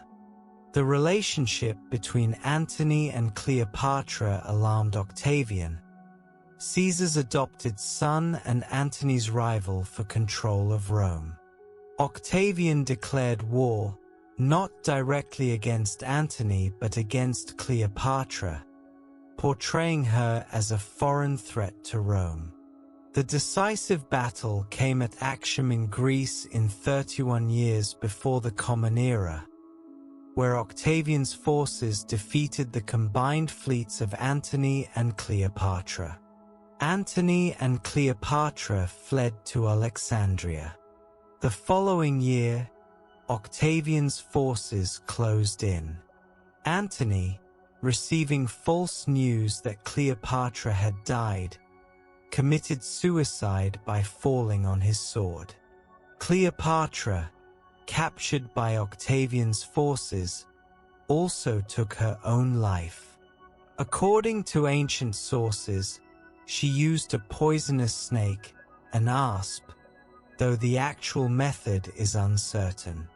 She was 39 years old. With Cleopatra's death, the Ptolemaic dynasty ended, and Egypt became a province of Rome. 3,000 years of pharaonic civilization had come to a close. The pyramids still stood, the temples still functioned, but Egypt was no longer ruled by pharaohs, native or foreign. It was governed by Roman prefects who answered to emperors in Rome. Daily life in ancient Egypt, while the grand events of dynasties, conquests, and monumental building projects fill the historical record, most ancient Egyptians lived far from the corridors of power. Understanding daily life in ancient Egypt requires piecing together information from various sources. Tomb paintings showing agricultural scenes, artifacts from houses and graves, papyrus documents recording legal transactions and letters, and the physical remains of settlements. The vast majority of ancient Egyptians were farmers.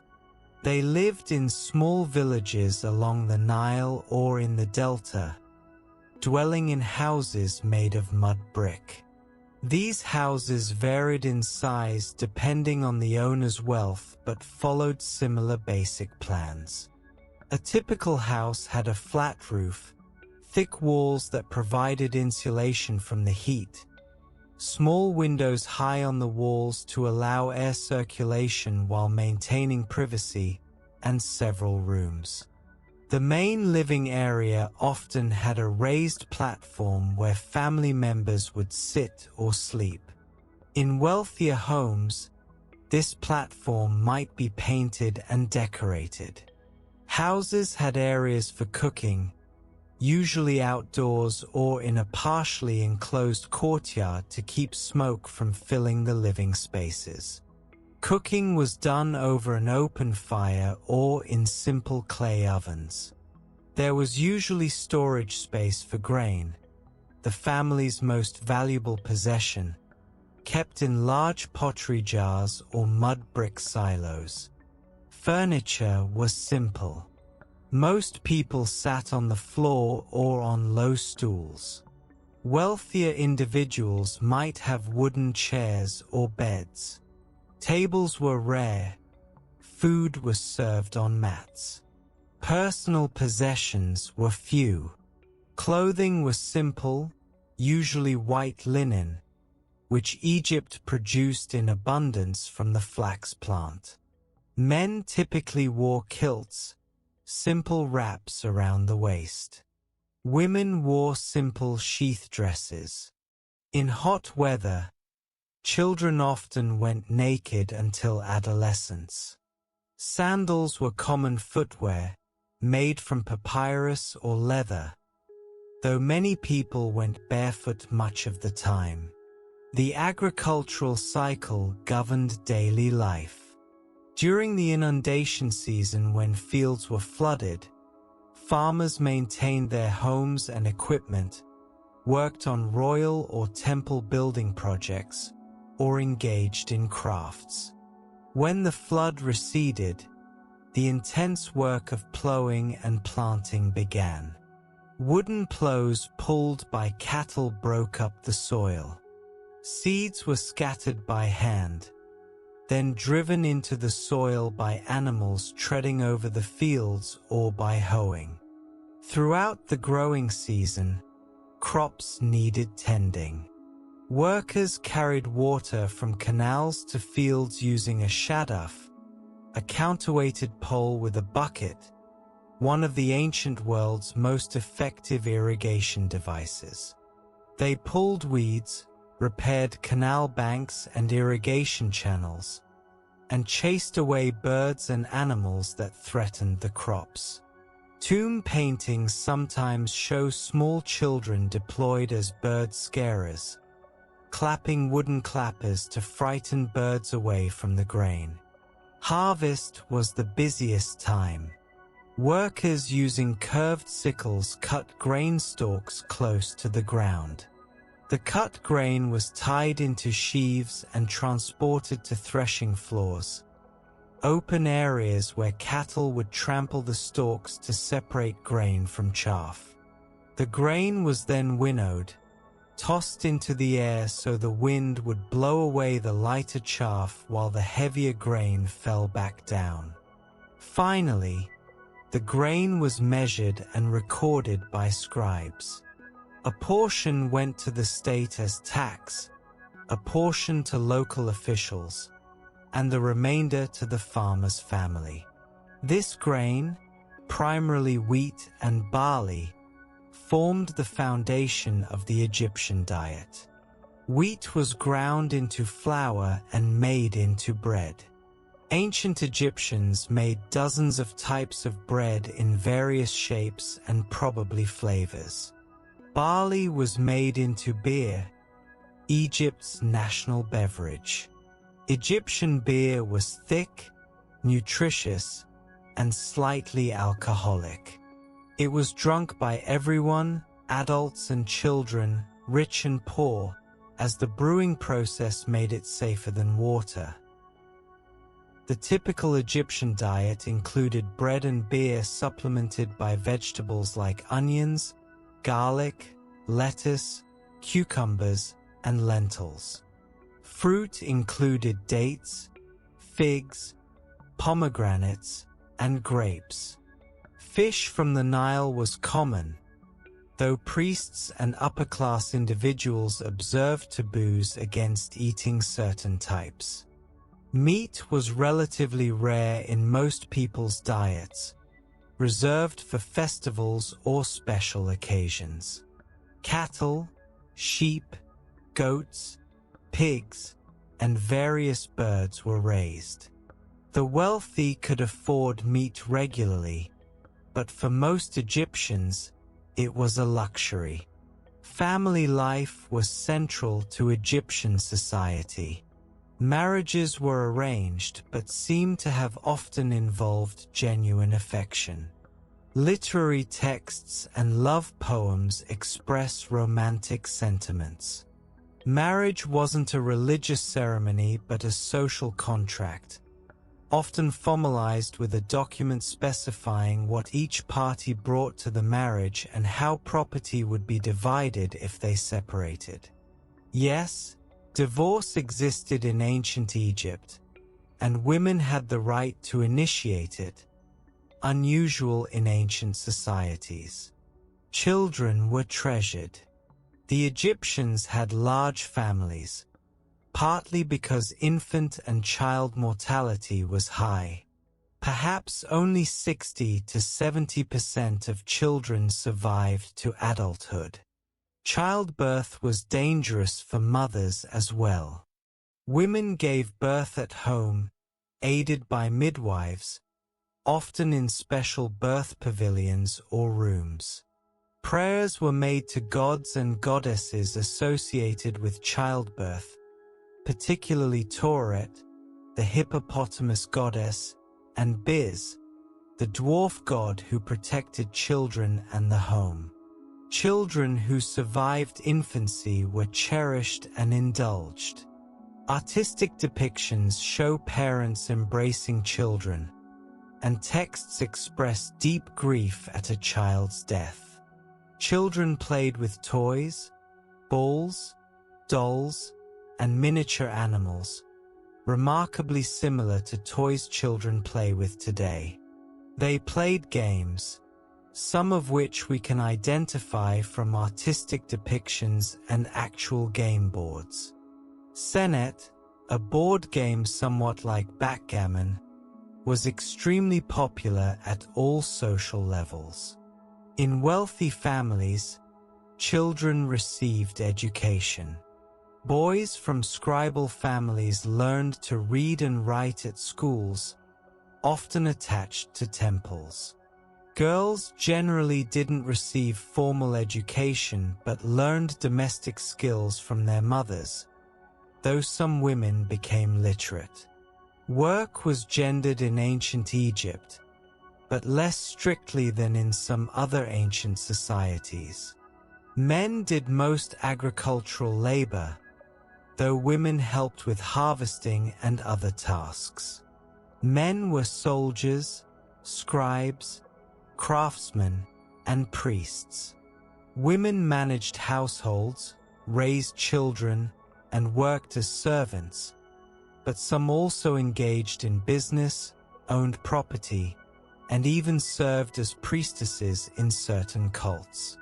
There's evidence of women doctors, a remarkable degree of professional access for an ancient society.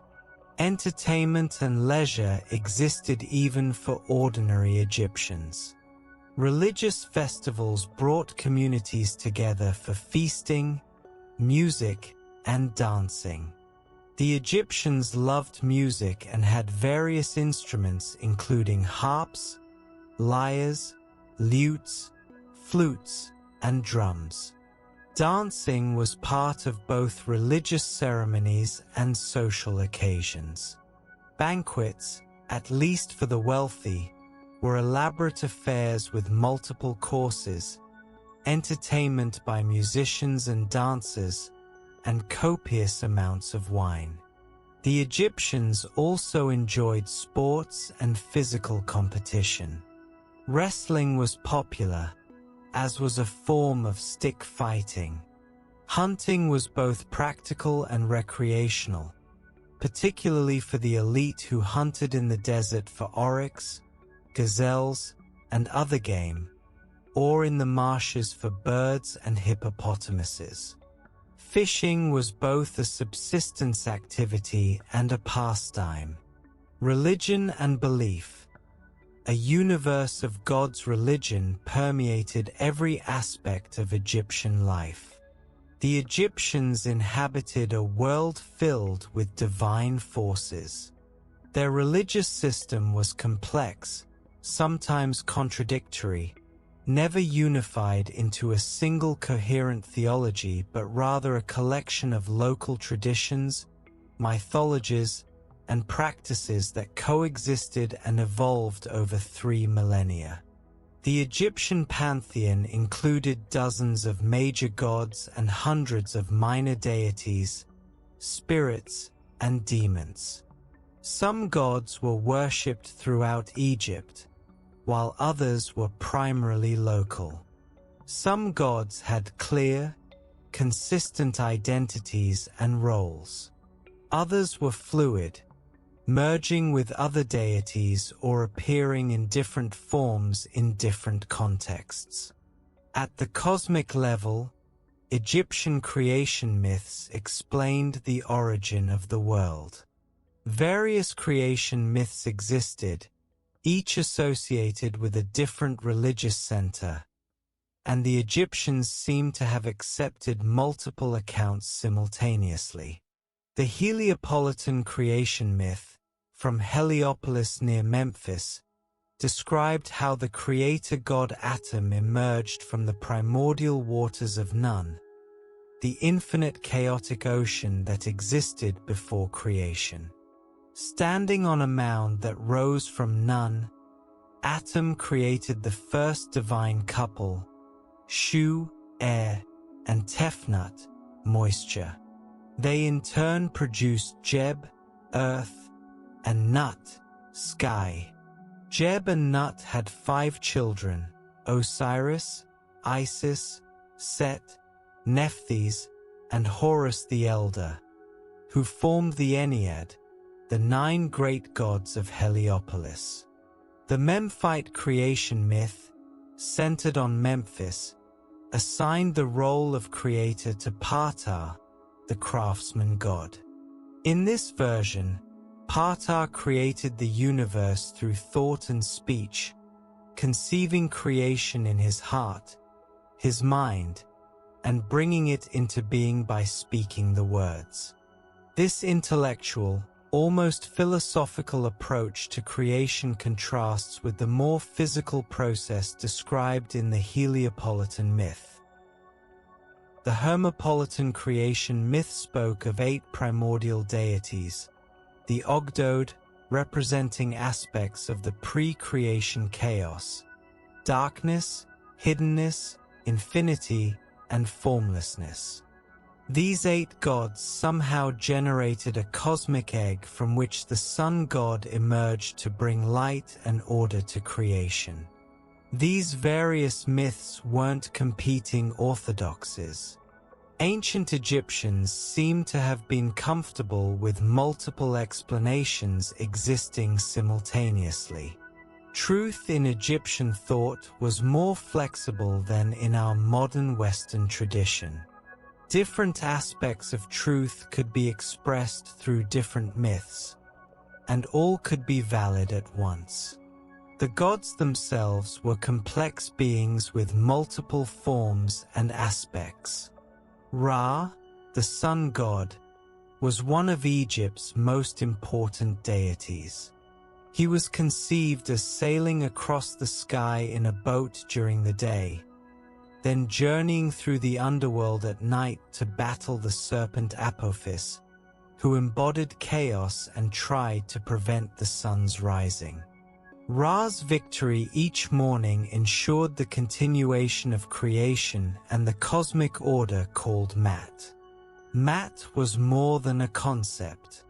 It was a goddess, depicted as a woman with an ostrich feather on her head, and also the principle of truth, justice, harmony, and proper order that governed the universe.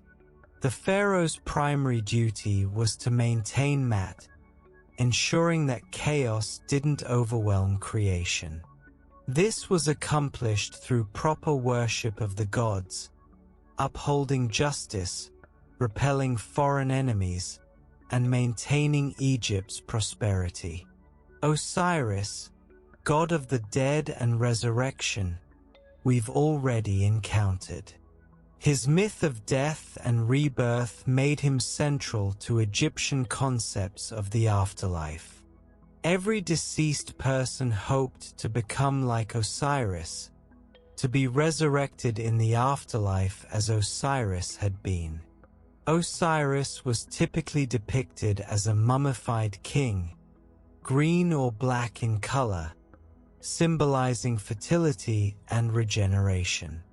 Isis, Osiris's wife and sister, was a goddess of magic, motherhood, and protection. Her powerful magic had restored Osiris to life and protected their son Horus. She became one of Egypt's most popular deities, and her cult eventually spread throughout the Mediterranean world, with temples to Isis built in Greece, Rome, and even as far as Britain. Horus, the falcon god, was the son of Isis and Osiris. As an adult, he fought his uncle Set to avenge his father's murder and reclaim the throne of Egypt. The ruling pharaoh was considered a living manifestation of Horus, while dead pharaohs became identified with Osiris. Horus had many forms. Horus the Elder was one of the original gods. Horus the Child or Harpocrates was the vulnerable infant protected by his mother, and Horus of the Horizon or Harakti merged with Ra to form Raharakti, a composite solar deity. Set was a complex figure, god of chaos, storms, the desert, and foreigners. He murdered his brother Osiris and fought against Horus. Yet Set wasn't simply evil. He defended Ra's boat against Apophis each night. Pharaohs, particularly those of the 19th dynasty, venerated him. His worship continued throughout Egyptian history, though he became increasingly demonized in later periods. Anubis, the jackal-headed god, presided over mummification and guided souls to the afterlife. His association with jackals came from observing these animals in cemeteries, where they would dig up inadequately buried bodies. By making the jackal divine, the Egyptians transformed a threat into a protector. Thoth, depicted as an ibis or a baboon, was the god of writing, knowledge, and the moon. He invented hieroglyphs and served as the god's scribe. He was associated with wisdom and magic, and his cult center at Hermopolis was an important intellectual center. Atha, often depicted as a cow or a woman with cow horns and a sun disk, was a goddess of love, music, joy, and motherhood. She was also, paradoxically, an Eye of Ra who could become the fierce lioness Sekhmet when her rage was aroused. This dual nature, nurturing mother and terrifying destroyer, appeared in several Egyptian goddesses. These are just a few of hundreds of deities. Each nome had its patron god or goddess. Each aspect of life, from childbirth to the Nile flood to the harvest, had associated divine forces. This religious complexity can be overwhelming, but it reflected the Egyptian understanding of a universe filled with divine power in many forms. Temples were the houses of the gods. Unlike churches or mosques where congregations gather for communal worship, Egyptian temples weren't open to ordinary people. The temple was literally the god's home, where the divine statue resided in the innermost sanctuary. Only priests, ritual specialists who had undergone purification, could enter the sacred spaces to tend to the god's needs. The daily temple ritual followed a set pattern that was repeated every day for centuries. At dawn, the high priest would enter the sanctuary, break the seal on the god's shrine, and open its doors. He would wake the god with hymns, then wash and dress the statue, anoint it with oils, and apply makeup. Food offerings, bread, beer, meat, vegetables, and fruit would be presented to the god. The god would consume the spiritual essence of these offerings, and afterward the physical food would be redistributed to the priests and temple staff as payment. After the morning ritual, the shrine would be closed and sealed until the next day.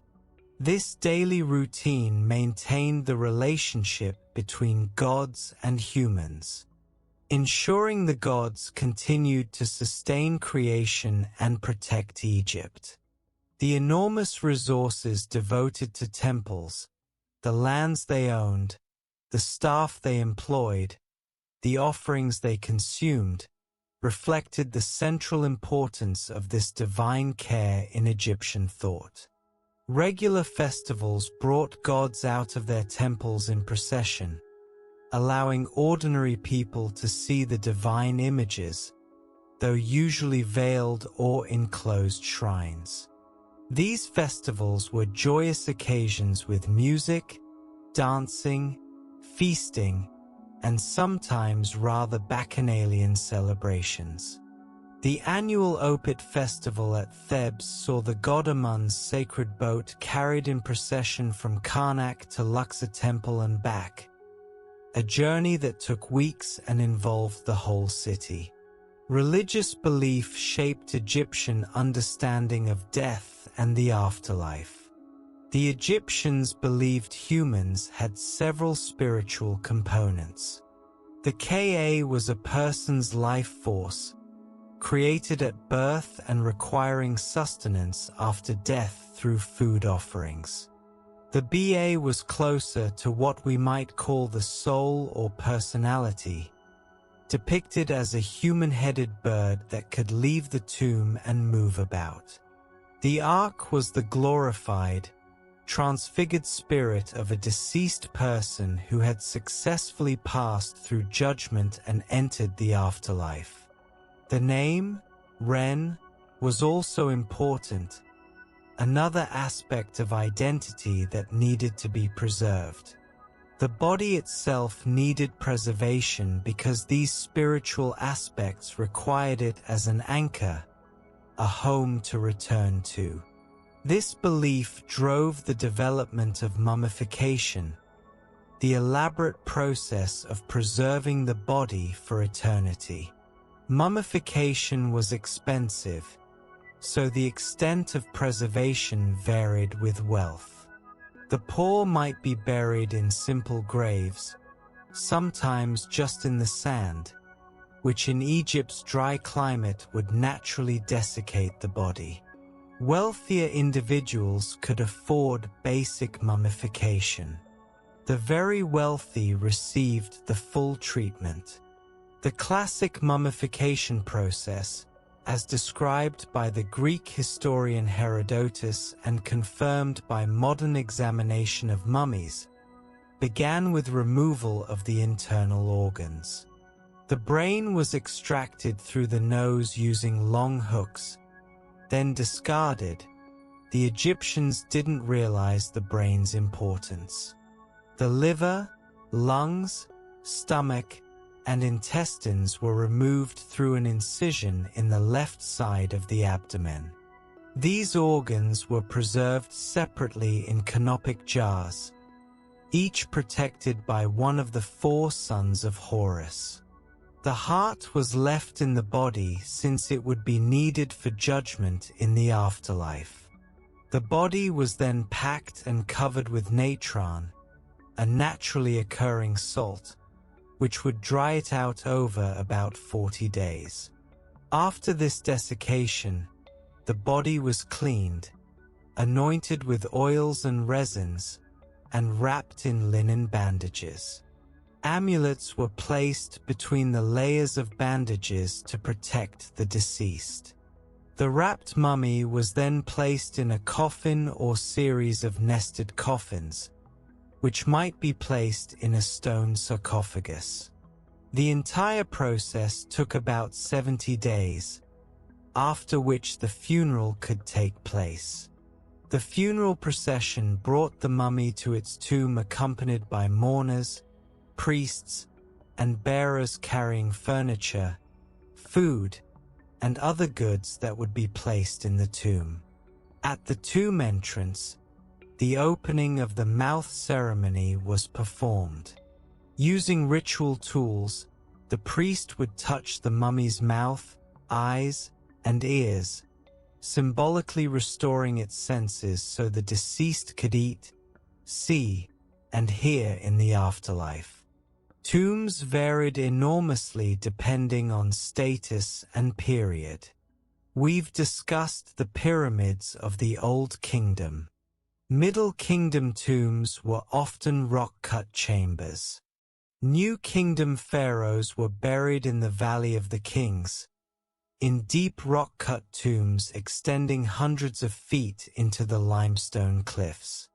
These tombs were decorated with religious texts and images showing the deceased's journey through the afterlife. The afterlife itself was conceived in various ways. In early periods, the king expected to join the gods in the sky, becoming one of the imperishable stars that circled the northern polar star. Later, the afterlife was increasingly located in the duat, the underworld, a place of trials and dangers but also of fields and pleasures for those who successfully navigated it. Books of the afterlife developed to guide the deceased through the duat. The pyramid texts, inscribed in Old Kingdom pyramids, were the earliest, a collection of spells to help the dead king.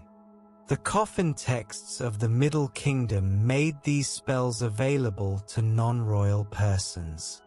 In the New Kingdom, the Book of the Dead became standard, a collection of nearly 200 spells, with illustrations written on papyrus and placed in the coffin. Different individuals might have different selections of spells depending on what they could afford. These spells served various purposes. Some helped the deceased transform into different forms: a bird to fly, a lotus flower to be reborn. Some provided maps and descriptions of the duat. Some protected against the dangers there, demons, hostile spirits, and various obstacles. Spell 125 described the judgment before Osiris, including the famous negative confession where the deceased declared they hadn't committed various sins. I have not killed, I have not stolen, I have not told lies, and dozens more denials of wrongdoing. After this declaration, the heart was weighed against the feather of Mat. If found true, the deceased could enter the field of reeds. If found wanting, they faced annihilation. This moral aspect of the afterlife grew stronger over time.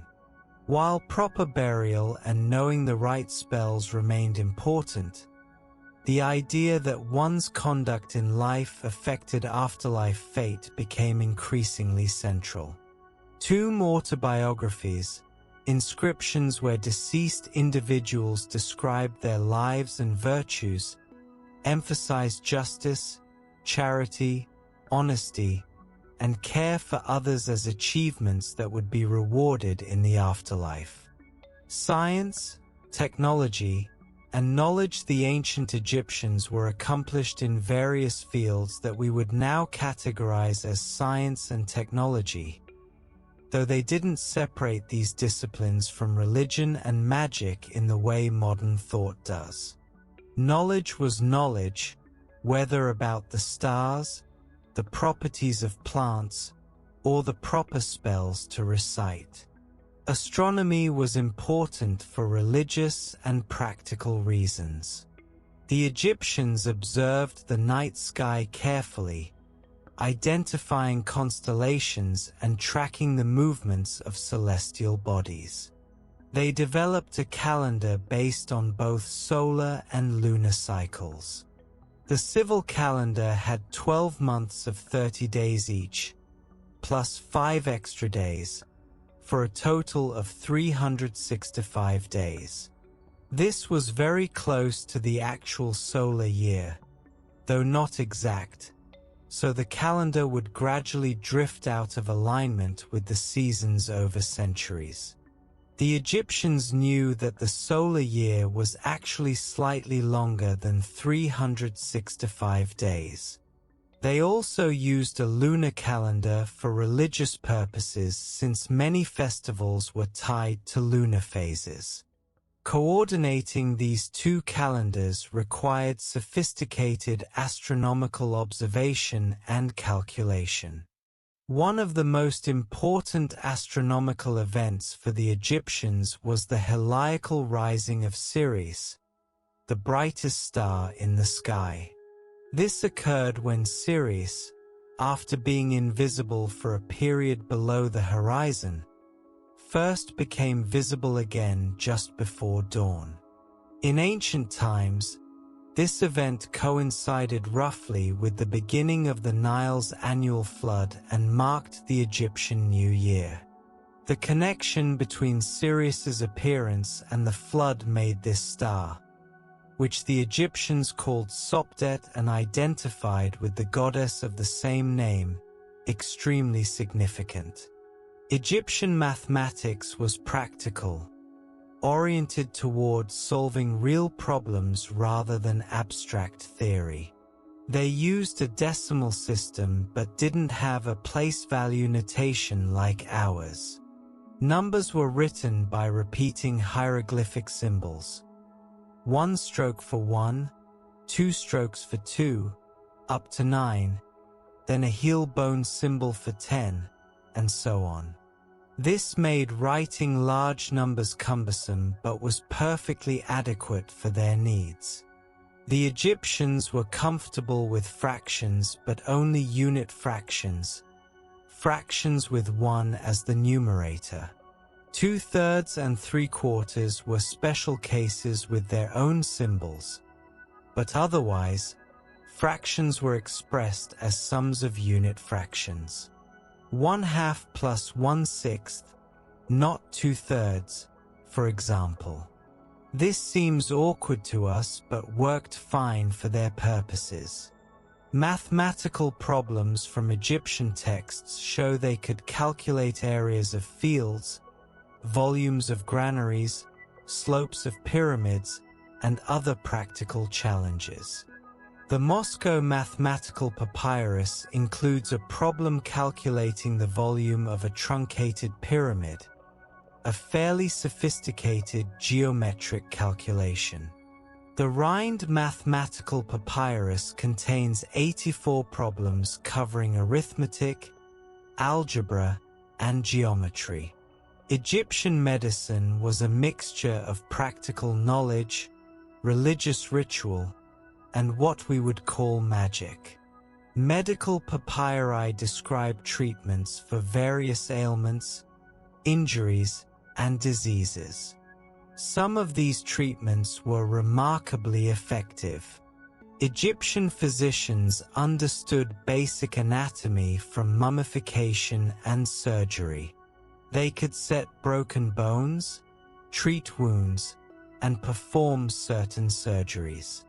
The Edwin Smith Papyrus, dating to the New Kingdom but copying earlier material from the Old Kingdom, is a surgical text describing 48 cases of injuries, mostly to the head and torso. For each case, the text gives a title describing the injury, then an examination procedure, a diagnosis often including whether the condition is treatable or not, and finally treatment recommendations. The approach is systematic and rational, reading almost like a modern medical text. The papyrus recognizes that brain injuries can cause paralysis in distant parts of the body, showing remarkable understanding of neurological function. Other medical papyri, like the Ebers Papyrus, include treatments for internal diseases and conditions. These texts mix rational treatments with magical spells. A prescription might include both medicinal ingredients and an incantation to be recited during application. This makes sense in the Egyptian worldview, where disease could have both physical and spiritual causes, requiring both physical and spiritual remedies. Egyptian pharmacopoeia included hundreds of substances. Many were plant-based: castor oil as a laxative, aloe for burns, willow as a painkiller. It contains salicylic acid, the active ingredient in aspirin. Others came from minerals, natron, copper compounds, and various salts. Some prescriptions sound more like magic than medicine. Crocodile dung for contraception, for example. But others showed genuine medical insight. Dentistry was practiced, though perhaps with limited success. Examination of mummies shows many ancient Egyptians suffered from dental problems caused by sand and grit in bread from stone grinding of grain. Teeth were often worn down, abscessed, and painful. Some skulls show evidence of crude dental work, including holes drilled to drain abscesses. Engineering and architecture were perhaps the Egyptians' most visible achievements. The construction of pyramids, temples, and obelisks required sophisticated understanding of mathematics, materials, and mechanics. Egyptian architects could design stable structures of enormous size and plan complex buildings with precise orientations and proportions. Metallurgy developed over Egyptian history. Copper was used from early periods, worked by hammering and annealing. Bronze, an alloy of copper and tin, was introduced during the Middle Kingdom. Iron came late to Egypt, only becoming common in the first millennium before the Common Era. Gold, abundant in Egypt and Nubia, was extensively worked into jewelry, statuary, and gilding. Egyptian crafts reached extraordinary levels of quality. Jewelry from royal tombs shows incredible skill in metalworking, stone carving, and the use of colored materials like lapis lazuli, turquoise, and carnelian. Glass making was developed, producing colorful beads and vessels. Faience, a glazed ceramic material, was made in brilliant blues and greens and used for amulets, vessels, and architectural elements. Textile production was highly developed. Linen was Egypt's primary fabric, made from flax plants grown widely. The finest linen was so sheer it was nearly transparent, reserved for royalty and the wealthy. Ordinary linen was coarser but still comfortable in Egypt's hot climate. The Egyptians didn't develop wool production to any extent, probably because wool was associated with animal products and considered ritually impure by priests. Woodworking faced the challenge that Egypt had few native trees suitable for timber. Small trees like acacia and sycamore fig provided wood for ordinary furniture and tools, but large timbers had to be imported, primarily from Lebanon. Cedar of Lebanon was particularly prized. Despite limited materials, Egyptian carpenters produced beautiful furniture with sophisticated joinery, inlay, and carving. Writing and literature writing was one of the most important technologies in Egyptian civilization. The development of hieroglyphs around the beginning of the early dynastic period, roughly 5,000 years ago, enabled the creation of the bureaucratic state, the recording of religious knowledge, and the preservation of literary works. Hieroglyphs, those distinctive symbols of ancient Egypt, are properly called hieroglyphic writing or sacred carvings, the meaning of the Greek word hieroglyphica. The system included hundreds of signs representing sounds, words, or concepts. Some signs were phonetic, representing 1, 2, or 3 consonants. Ancient Egyptian writing didn't normally record vowels, similar to Arabic and Hebrew today, making it difficult for modern scholars to know exactly how ancient Egyptian sounded. Other hieroglyphs were logograms, representing entire words. The sign of a sun disk meant the word for sun, Ra. Still other signs were determinatives, placed at the end of words to clarify their meaning. Since vowels weren't written, words with the same consonants but different meanings could look identical. A determinative would indicate which meaning was intended. For example, the word ib, heart, might be followed by a sign showing a heart, while ib, doorway, might be followed by a sign showing a wall. This complex system required years of training to master. Scribes learned to read and write through copying texts, beginning with simple exercises and progressing to literary works.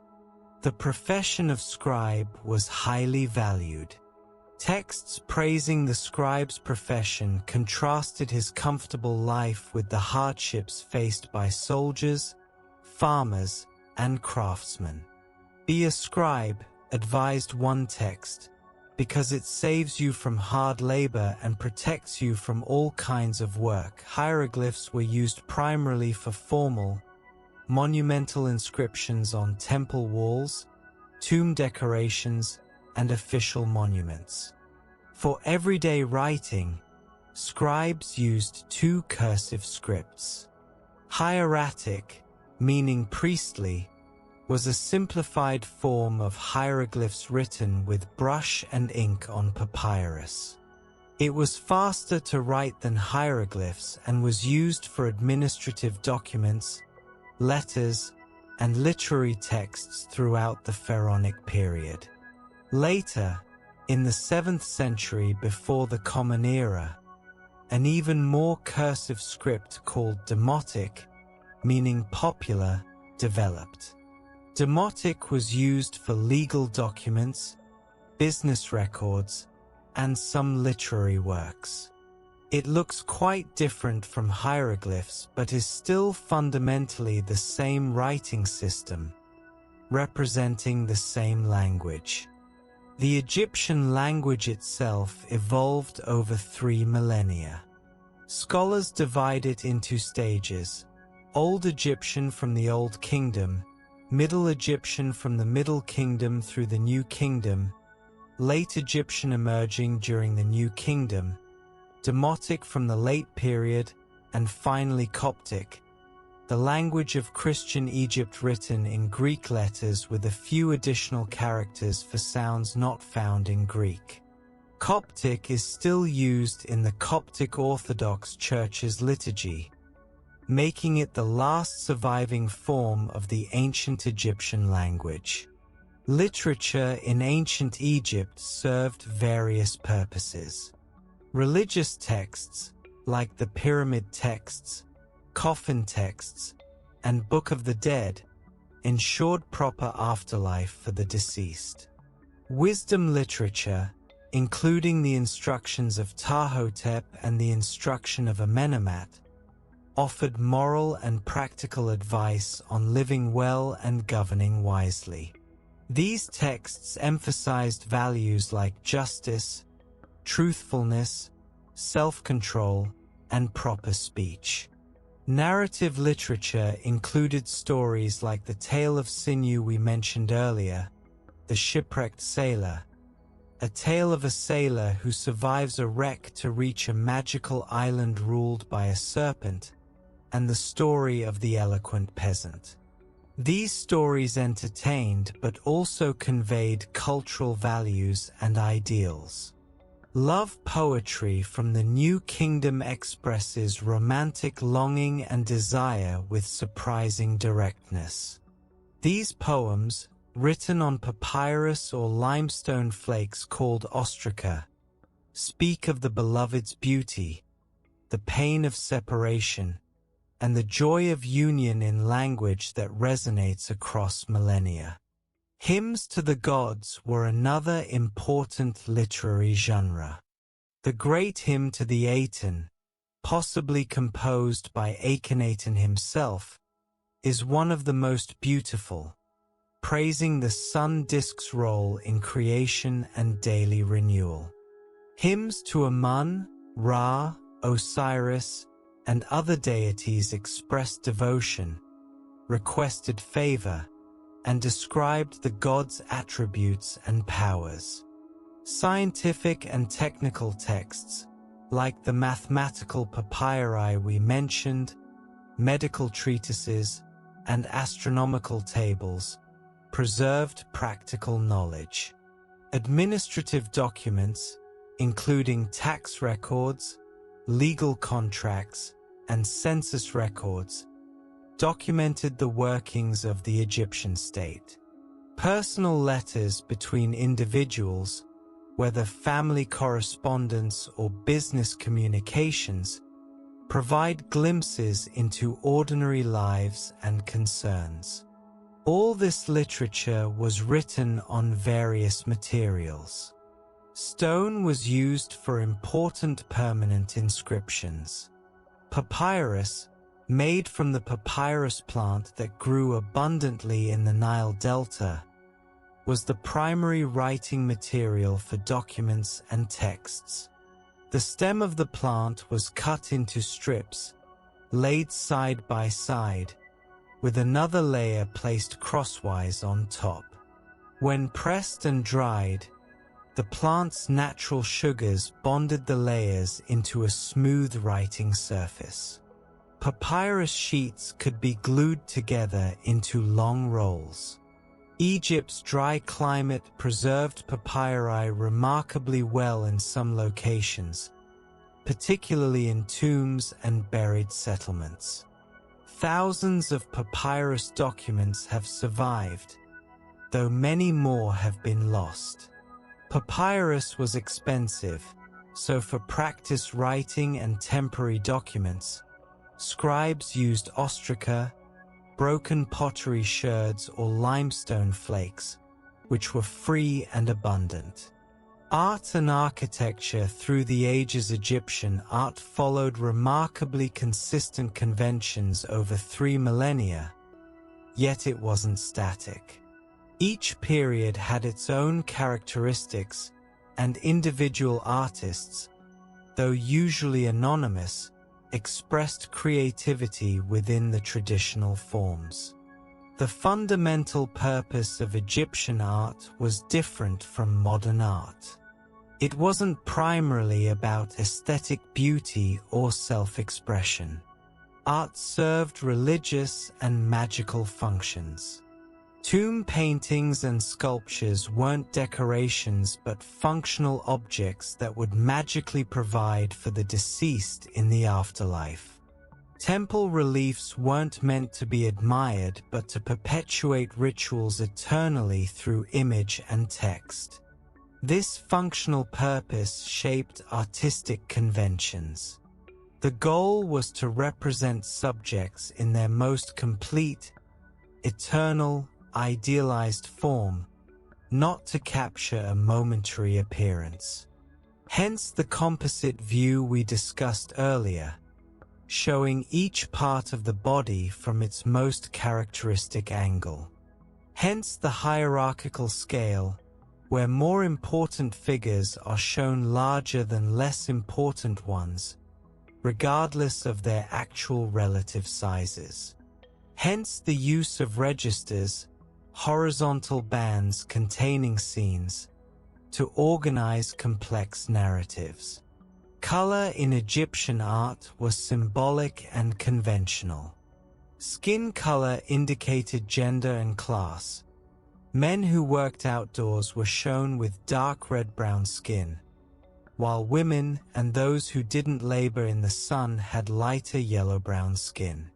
Gods had skin colors indicating their nature. Osiris was green or black, Amun and Minit were black, Anubis was black, Ether was sometimes gold. Despite these conventions, Egyptian art could be remarkably naturalistic when artists chose. The Amarna period saw a revolution in artistic style. Figures were shown with more natural proportions, in more relaxed poses, engaged in informal activities. Royal family members were depicted in intimate domestic scenes, Akhenaten kissing one of his daughters, the family mourning a deceased child, that would have been unthinkable in earlier periods. Even within conventional styles, individual artists showed skill and creativity. The paintings in the tomb of Nakht at Thebes, from the 18th dynasty, show hunting scenes in the marshes with birds depicted so naturalistically that ornithologists can identify the species. The colors remain vibrant after more than 3,000 years. The tomb of Nebaman, also from the 18th dynasty, includes a famous scene of a garden pool with fish, ducks, and plants rendered with delightful attention to natural detail. Sculpture ranged from colossal statues weighing hundreds of tons to tiny amulets. The Great Sphinx at Giza, carved from living rock, is about 66 feet high and 240 feet long. The Colossi of Memnon, two massive statues of Amenhotep III at Thebes, originally stood about 60 feet tall and weighed hundreds of tons each. At the other extreme, faience amulets of gods and sacred animals might be smaller than a fingernail. Portrait sculpture in Egypt is fascinating. While idealization was standard, some periods and some individuals were shown with distinctive, recognizable features. The Middle Kingdom statues of Senwosret III we mentioned earlier have a weathered, almost world-weary expression that seems to capture a personality. The busts of Akhenaten and Nefertiti from Amarna are immediately recognizable as specific individuals. The golden mask of Tutankhamun, with its serene, youthful face, has become perhaps the most famous image from ancient Egypt, embodying the civilization in the modern imagination. Relief carving was used extensively on temple and tomb walls.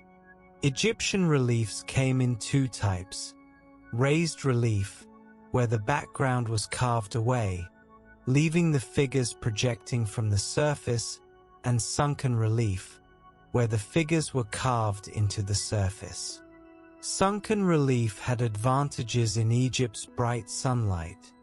The shadows in the carved lines made the images visible and dramatic even at midday, and it was less vulnerable to damage since the figures weren't projecting outward. Architecture evolved over the 3,000 years of Egyptian civilization. We've discussed pyramids, which dominated the Old Kingdom. The Middle Kingdom saw pyramid building continue, but with different construction methods. The New Kingdom abandoned pyramid building for royal tombs, instead carving deep tunnels into the Valley of the Kings, though private individuals sometimes built small pyramid-top tombs. Temple architecture reached its most elaborate forms in the New Kingdom and later periods. The classic Egyptian temple followed a standard plan. An avenue of sphinxes led to a massive entrance gateway called a pylon, two trapezoidal towers flanking a central doorway. Beyond the pylon was an open courtyard, often surrounded by colonnades. Past the courtyard was a hypostyle hall, a forest of massive columns supporting a stone roof. The central aisle of columns was taller, allowing clerestory windows to illuminate the space. Beyond the hypostyle hall, the temple became progressively darker and more restricted. A series of smaller halls and chambers led finally to the sanctuary, the Holy of Holies, where the god statue resided in a shrine. This progression from light to dark, from large open spaces to small enclosed rooms, from public access to complete restriction, embodied the increasing sacredness as one penetrated deeper into the temple. The temple was a model of the cosmos, and the journey inward was a journey toward the sacred center of creation. Columns in Egyptian temples were often designed to resemble plants. Papyrus columns had capitals shaped like papyrus umbels, the plant's flowering head. Lotus columns resembled lotus buds or open lotus flowers. Palm columns imitated palm trees. These plant columns recalled the primordial marsh from which creation emerged in Egyptian mythology. The temple was conceptually recreating that moment of creation, the columns representing the first plants growing from the primeval mound.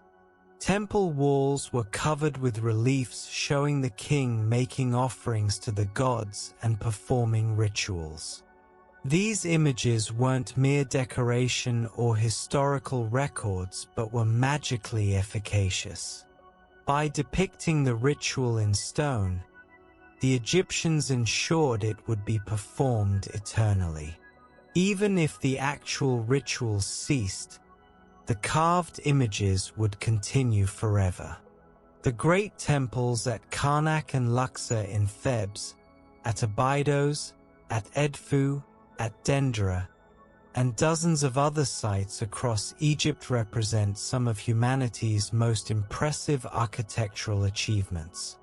They were built not by slaves but by skilled workers, stone cutters, sculptors, and artists who devoted their lives to creating houses worthy of the gods' obelisks, those tall, slender, four-sided monuments with pyramidal tops were another characteristic Egyptian architectural form.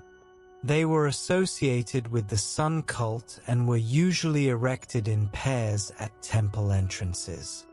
Carving an obelisk from the granite quarries at Aswan, transporting it hundreds of miles downriver, and erecting it required impressive engineering skill. Many Egyptian obelisks were later taken to Rome, Constantinople, Paris, London, and New York, where they stand today as testament to Egypt's enduring appeal. The legacy of ancient Egypt when Egypt became a Roman province in 30 years before the Common Era. Pharaonic civilization didn't immediately end. Temples continued to function, priests still performed their rituals, and hieroglyphs were still carved on temple walls. But the civilization was gradually transforming. Greek and Roman influences became stronger. Christianity spread through Egypt in the early centuries of the Common Era, and by the 4th century it had become the dominant religion. The old gods were abandoned, their temples closed or converted to churches. The last hieroglyphic inscription was carved at the Temple of Isis at Philae in 394 of the Common Era. After that, the knowledge of how to read hieroglyphs was lost. The ancient Egyptian language survived in Coptic, used in Christian liturgy, but Coptic was written in Greek letters, not hieroglyphs. For over 1400 years, hieroglyphs remained unreadable. Ancient Egyptian civilization became mysterious, known only through classical authors like Herodotus and Greek and Roman tourists who had visited Egypt, and through the physical monuments that still stood. The pyramids, the Sphinx, the temples survived through the Islamic period, when Egypt became part of the Arab world and Arabic replaced Coptic as the spoken language. European interest in Egypt increased during the Renaissance and Enlightenment. Travelers brought back accounts of monuments. Artifacts were collected, but understanding remained limited without the ability to read hieroglyphs. That changed in 1799 when French soldiers in Napoleon's army discovered a stone at Rosetta in the Nile Delta. This stone, the Rosetta Stone, had the same text carved in 3 scripts: hieroglyphs, Demotic, and Ancient Greek. Since scholars could read Ancient Greek, the Rosetta Stone provided a key to deciphering hieroglyphs. It took decades of work by numerous scholars. The breakthrough came from Jean-François Champollion, a French scholar who in 1822 announced he had deciphered hieroglyphs. By recognizing that hieroglyphs were both phonetic and ideographic, representing both sounds and meanings, Champollion unlocked the ancient script. The decipherment of hieroglyphs opened up ancient Egyptian civilization to modern understanding. Suddenly, inscriptions on temples and tombs could be read. Papyrus texts revealed their contents. Ancient Egypt, which had been mute for over a millennium, could speak again. The field of Egyptology was born. Over the past 200 years, Egyptologists have painstakingly reconstructed Egyptian history, religion, language, and culture. Archaeological excavations have uncovered settlements, tombs, and temples. Museums worldwide hold Egyptian artifacts. Advanced technologies, from ground-penetrating radar to DNA analysis of mummies, continue to reveal new information. Ancient Egypt's influence on later civilizations has been profound. The Greeks and Romans admired Egyptian wisdom and incorporated Egyptian gods into their own pantheons. Isis became one of the most popular goddesses throughout the Roman Empire. Obelisks and pyramids inspired later architecture. The mystery and grandeur of Egypt captivated imaginations. In the modern world, ancient Egypt remains endlessly fascinating. The pyramids are among the world's most recognizable structures. Tutankhamun's golden mask is an icon reproduced on everything from book covers to jewelry. Hollywood has made countless films about ancient Egypt, from Cecil B. DeMille's epics to recent CGI spectacles. While these popular depictions often prioritize entertainment over accuracy, they reflect genuine public interest in this ancient civilization. What is it about ancient Egypt that continues to captivate us? Perhaps it's the combination of familiarity and strangeness. Egyptian civilization was so long-lived and left behind so many monuments and artifacts that we know a great deal about it. Yet it was also profoundly different from modern Western culture in its worldview, values, and practices. We can understand it enough to find it fascinating, but never completely enough to exhaust our curiosity. Perhaps it's the timescale involved. 3,000 years of continuous civilization defies our normal historical imagination. When Cleopatra lived, the pyramids were already more ancient to her than she is to us. The entire span of Western civilization from ancient Greece to the present day fits comfortably within the duration of pharaonic Egypt. This temporal depth gives Egyptian civilization a weight and authority that few others can match. Perhaps it's the monuments themselves.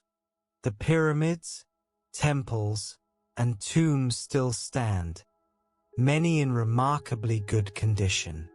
Unlike other ancient civilizations whose remains are fragmentary, Egyptian monuments remain to inspire awe. Standing before the Great Pyramid or walking through the columned halls of Karnak creates a direct connection to the ancient past that few other places can provide. Perhaps it's the preservation of the dead. Ancient Egyptian mummies create an uncanny connection across time. These aren't merely bones but actual bodies, preserved in recognizable form. We can look at the face of Ramesses II and see the man who ruled Egypt over 3,000 years ago. We can study the hair of ancient Egyptians, see the diseases they suffered from, even extract their DNA. This preservation creates an intimacy with the ancient past that's unique. Or perhaps it's simply that ancient Egypt combined achievement in so many areas. They were engineers who built monuments that astound us today. They were artists who created works of enduring beauty. They were writers who produced literature we still read and find meaningful. They developed complex religious and philosophical systems. They created a stable, prosperous civilization that endured for millennia. Few civilizations can claim such comprehensive achievement. Reflections on time and civilization as we near the end of our journey through ancient Egypt. It's worth reflecting on what this civilization can teach us about human achievement and the long arc of history. Ancient Egypt reminds us that civilizations, like individual lives, have beginnings, periods of growth and flourishing, times of challenge and decline, and eventually endings. Yet endings aren't necessarily failures. Egypt flourished for 3,000 years, far longer than most civilizations endure. Egypt also demonstrates the power of environmental factors in shaping civilization. The Nile made Egypt possible. Its reliable floods created agricultural abundance that supported a complex society. The desert protected Egypt from invasion for much of its history. Geography shapes possibility, though human creativity and organization determine what those possibilities become. The stability and conservatism of Egyptian culture is striking from a modern perspective. We live in a time of rapid change, where traditions are constantly questioned and innovation is valued above continuity. Ancient Egypt valued continuity over change. Art, architecture, religion, and social structures remained remarkably consistent over thousands of years. When changes occurred, They were often framed as returns to earlier traditions rather than innovations. This conservatism had advantages. It created a stable, predictable society where people knew their place and role. It preserved knowledge and practices across generations. But it perhaps also made Egyptian civilization less adaptable when faced with new challenges. The question of whether stability or adaptability better serves a civilization in the long run remains debated. Egyptian civilization's relationship with religion reminds us how central supernatural belief has been to most human societies. For the Egyptians, the gods weren't optional extras but the foundation of reality. The universe was maintained through proper religious practice. The king's legitimacy came from divine descent and approval. The afterlife was more important than earthly life in many ways. From our modern, largely secular perspective, this can seem strange. But it's important to understand that for the ancient Egyptians, their religious beliefs weren't superstition but a comprehensive explanation of reality. The gods were as real to them as gravity and evolution are to us. Their worldview made internal sense and provided meaning, comfort, and social cohesion. The sophistication of Egyptian knowledge in mathematics, medicine, astronomy, and engineering shows that religious worldviews don't prevent practical achievement. The Egyptians could be simultaneously deeply religious and highly practical. Their physicians combined magical spells with effective treatments. Their architects used sophisticated mathematics to build monuments dedicated to the gods. These weren't contradictions but different aspects of a unified understanding of reality. Ancient Egypt also demonstrates the importance of writing and record-keeping to civilization. The development of hieroglyphs enabled the creation of the Egyptian state. Writing allowed for complex administration, accumulation of knowledge across generations, and preservation of cultural memory. The loss of hieroglyphic knowledge after the 4th century of the Common Era effectively silenced Egyptian civilization until the 19th century decipherment. Literacy and the preservation of records are fundamental to civilization's continuity. The question of Egyptian influence on later civilizations is complex. Certainly, Egypt influenced its neighbors and the classical world. Greek and Roman writers acknowledged Egyptian wisdom. Some scholars have argued for more extensive Egyptian influence on Greece, claiming that Greek philosophy, science, and religion borrowed heavily from Egypt. Others are more skeptical, seeing such claims as overstated. What's clear is that Egypt was part of a broader ancient world where ideas, technologies, and people circulated. Egypt didn't develop in isolation, nor did Greece, Mesopotamia, or other ancient civilizations. They influenced each other in complex ways that we're still working to understand. The study of ancient Egypt continues to evolve. New discoveries are made regularly. In recent years, archaeologists have found the tomb of ancient Egyptian workers showing they were paid laboris, not slaves.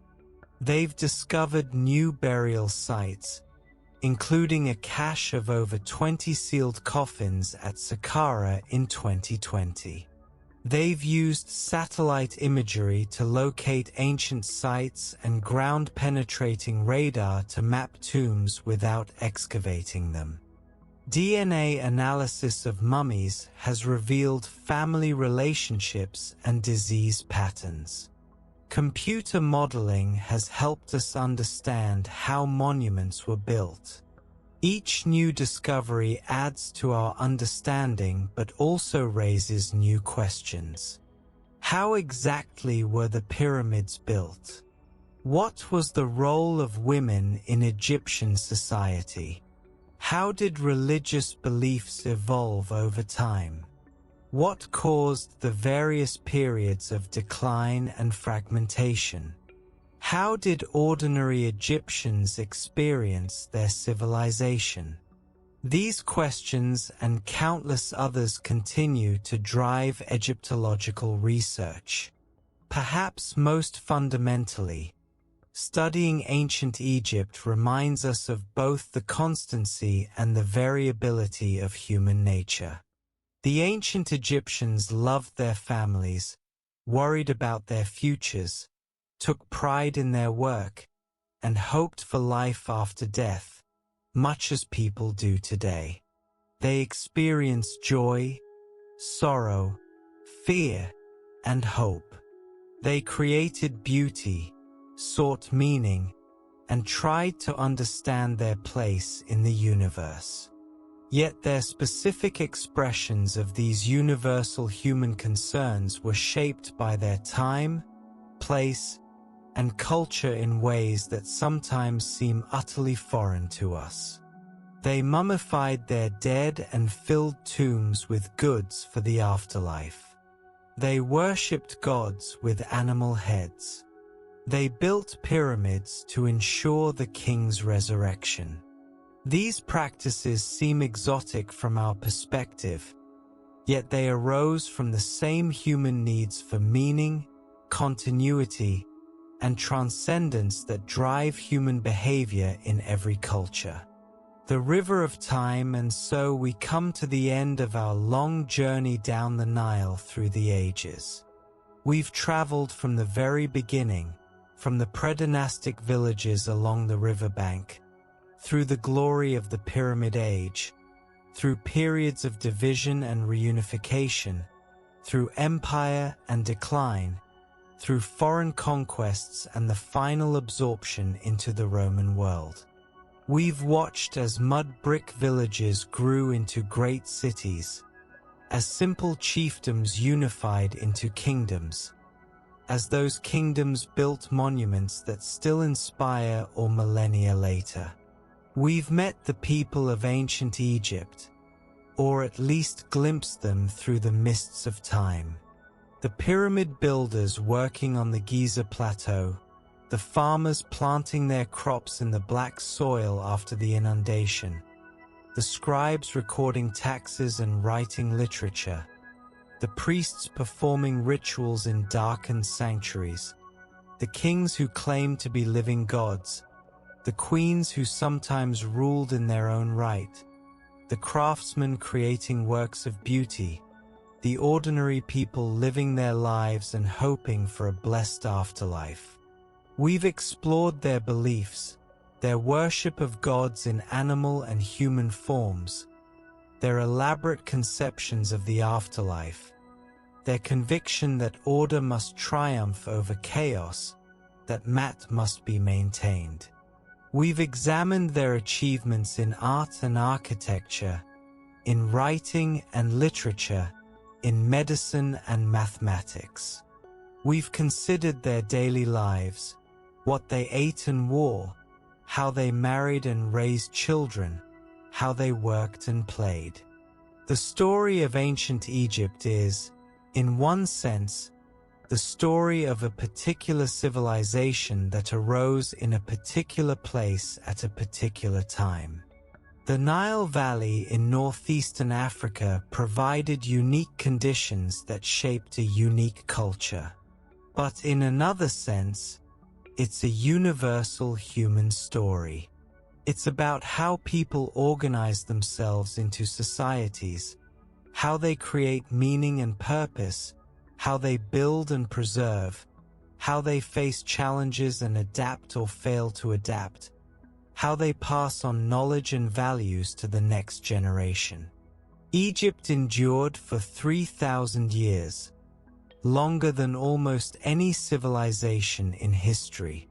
That endurance wasn't accidental. It resulted from the Nile's reliability, from the desert's protection, from the Egyptians' reverence for tradition and continuity, from their ability to absorb foreign influences without losing their essential character, from their creation of systems and structures that could weather storms and persist across generations. Yet even Egypt, with all its advantages and achievements, eventually ended. The last hieroglyphs were carved, the last temples closed, the knowledge of how to read the ancient script was lost. For more than 1,000 years, Egypt's monuments stood silent, their inscriptions unreadable, their meaning obscure. The civilization that had seemed eternal had passed away. But not entirely. The monuments remained. The mummies survived in their tombs. The artifacts endured, buried in the sand.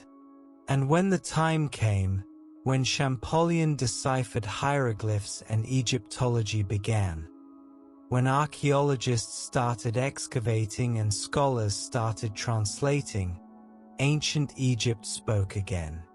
Not in the same way, not as a living culture, but as a voice from the past that still has things to teach us. We can learn from Egypt's achievements, from their engineering and artistry, from their stability and longevity, that we can learn from their mistakes, from their conservatism that sometimes hindered adaptation, from their reliance on the Nile that left them vulnerable when it failed, from their assumption that their way of life would endure forever when nothing in this world truly does. We can appreciate the beauty they created, the golden mask of Tutankhamun, the painted tomb walls, the colossal statues, the soaring columns. We can marvel at their engineering, the precision of the pyramids, the grandeur of the temples, the ingenuity of their irrigation systems. We can ponder their beliefs, so different from ours yet arising from similar human needs and questions. Most of all, perhaps, we can reflect on time itself. When we think about ancient Egypt, we're thinking about a civilization that lasted 30 centuries. From beginning to end, 150 generations of Egyptians lived and died. Babies were born, grew up, worked, loved, aged, and died. Each one was a full human life with its own experiences, relationships, hopes, and fears. 30 centuries of human lives, all lived along the banks of the Nile. And now those lives are gone, returned to the dust from which they came. The great kings and the humble farmers, the priests and the scribes, the builders and the artists, all gone. What remains are the things they made, the monuments and tombs, the texts and artifacts. And these things speak to us across the ages, telling us that people lived here once, that they accomplished great things, that they created beauty and meaning, that they mattered. In some ways, it's melancholy to contemplate. All those lives, all that achievement, all that civilization, and now it's past, preserved only in ruins and records. The pyramids still stand, but the civilization that built them is gone. The temples remain, but the gods once worshipped there are forgotten except by scholars and historians. Yet there's something hopeful too. If ancient Egypt could endure for 3,000 years, could create so much of lasting value, could continue to inspire and teach us more than 2 millennia after its end, then perhaps what we create, what we accomplish, what we pass on to future generations, also has value that will outlast us. We're all temporary, as individuals and even as civilizations. But what we build, what we create, what we learn and teach, can have ripples that spread far beyond our time. The Nile still flows through Egypt, as it has for millions of years and will for millions more. The river that made Egyptian civilization possible flows on, indifferent to human affairs, following its ancient course to the sea. The black land along its banks still supports crops and people. The red land of the desert still stretches away on either side. The sun still rises and sets, as it did when Ra was worshipped, though now different gods are praised, or none at all. And the monuments still stand. The pyramids at Giza still rise from the desert plateau. The Sphinx still gazes eastward toward the rising sun. The temples at Karnak and Luxor, at Edfu and Dendera, still show their carved walls to the sky. The tombs in the Valley of the Kings still hold their decorated chambers. These things endure, testament to human creativity, ambition, and the desire to create something lasting. So as we finish our journey, as we drift along the Nile one last time in our minds, past the pyramids and temples, past the fertile fields and desert cliffs, past 3,000 years of human history, let's carry with us a sense of wonder at what humans can achieve, gratitude for what ancient Egypt has left us, and reflection on our own place in the long river of time. The ancient Egyptians believed in cyclical time, in eternal recurrence, in the sun rising and setting forever, in the Nile flooding and receding forever, in death and rebirth repeating endlessly. They built their pyramids to last forever, wrote their spells to protect them forever, mummified their bodies to preserve them forever. Forever didn't come, at least not in the way they imagined. But something did endure, something does speak to us across the millennia. Something does connect us to those long ago people who lived their lives along the ancient Nile. And perhaps that's enough. Perhaps that's all any of us can hope for, to create something of value, to live with meaning and purpose, to pass something worthwhile to those who come after us. The ancient Egyptians did that. They lived fully in their time, achieved greatly according to their values and understanding, and left behind gifts that still enrich human culture thousands of years later. As you drift off to sleep tonight, perhaps you'll dream of Egypt, of golden deserts and green river valleys, of pyramids touching the sky and temples filled with mysteries, of gods and pharaohs and ordinary people living their extraordinary lives, of a civilization that rose from the Nile, flourished for 3,000 years, and still speaks to us today through the monuments it left behind. Sleep well, and if you enjoyed this journey through ancient Egypt, consider subscribing to the channel for more calm explorations of history and science. There are so many more stories to tell, so many more journeys to take together through time and space. Until next time, rest peacefully, and let the soft currents of the Nile carry you gently into dreams. Thank you for spending this time learning with me. May your sleep be peaceful. Subscribe when you wake up. See you soon.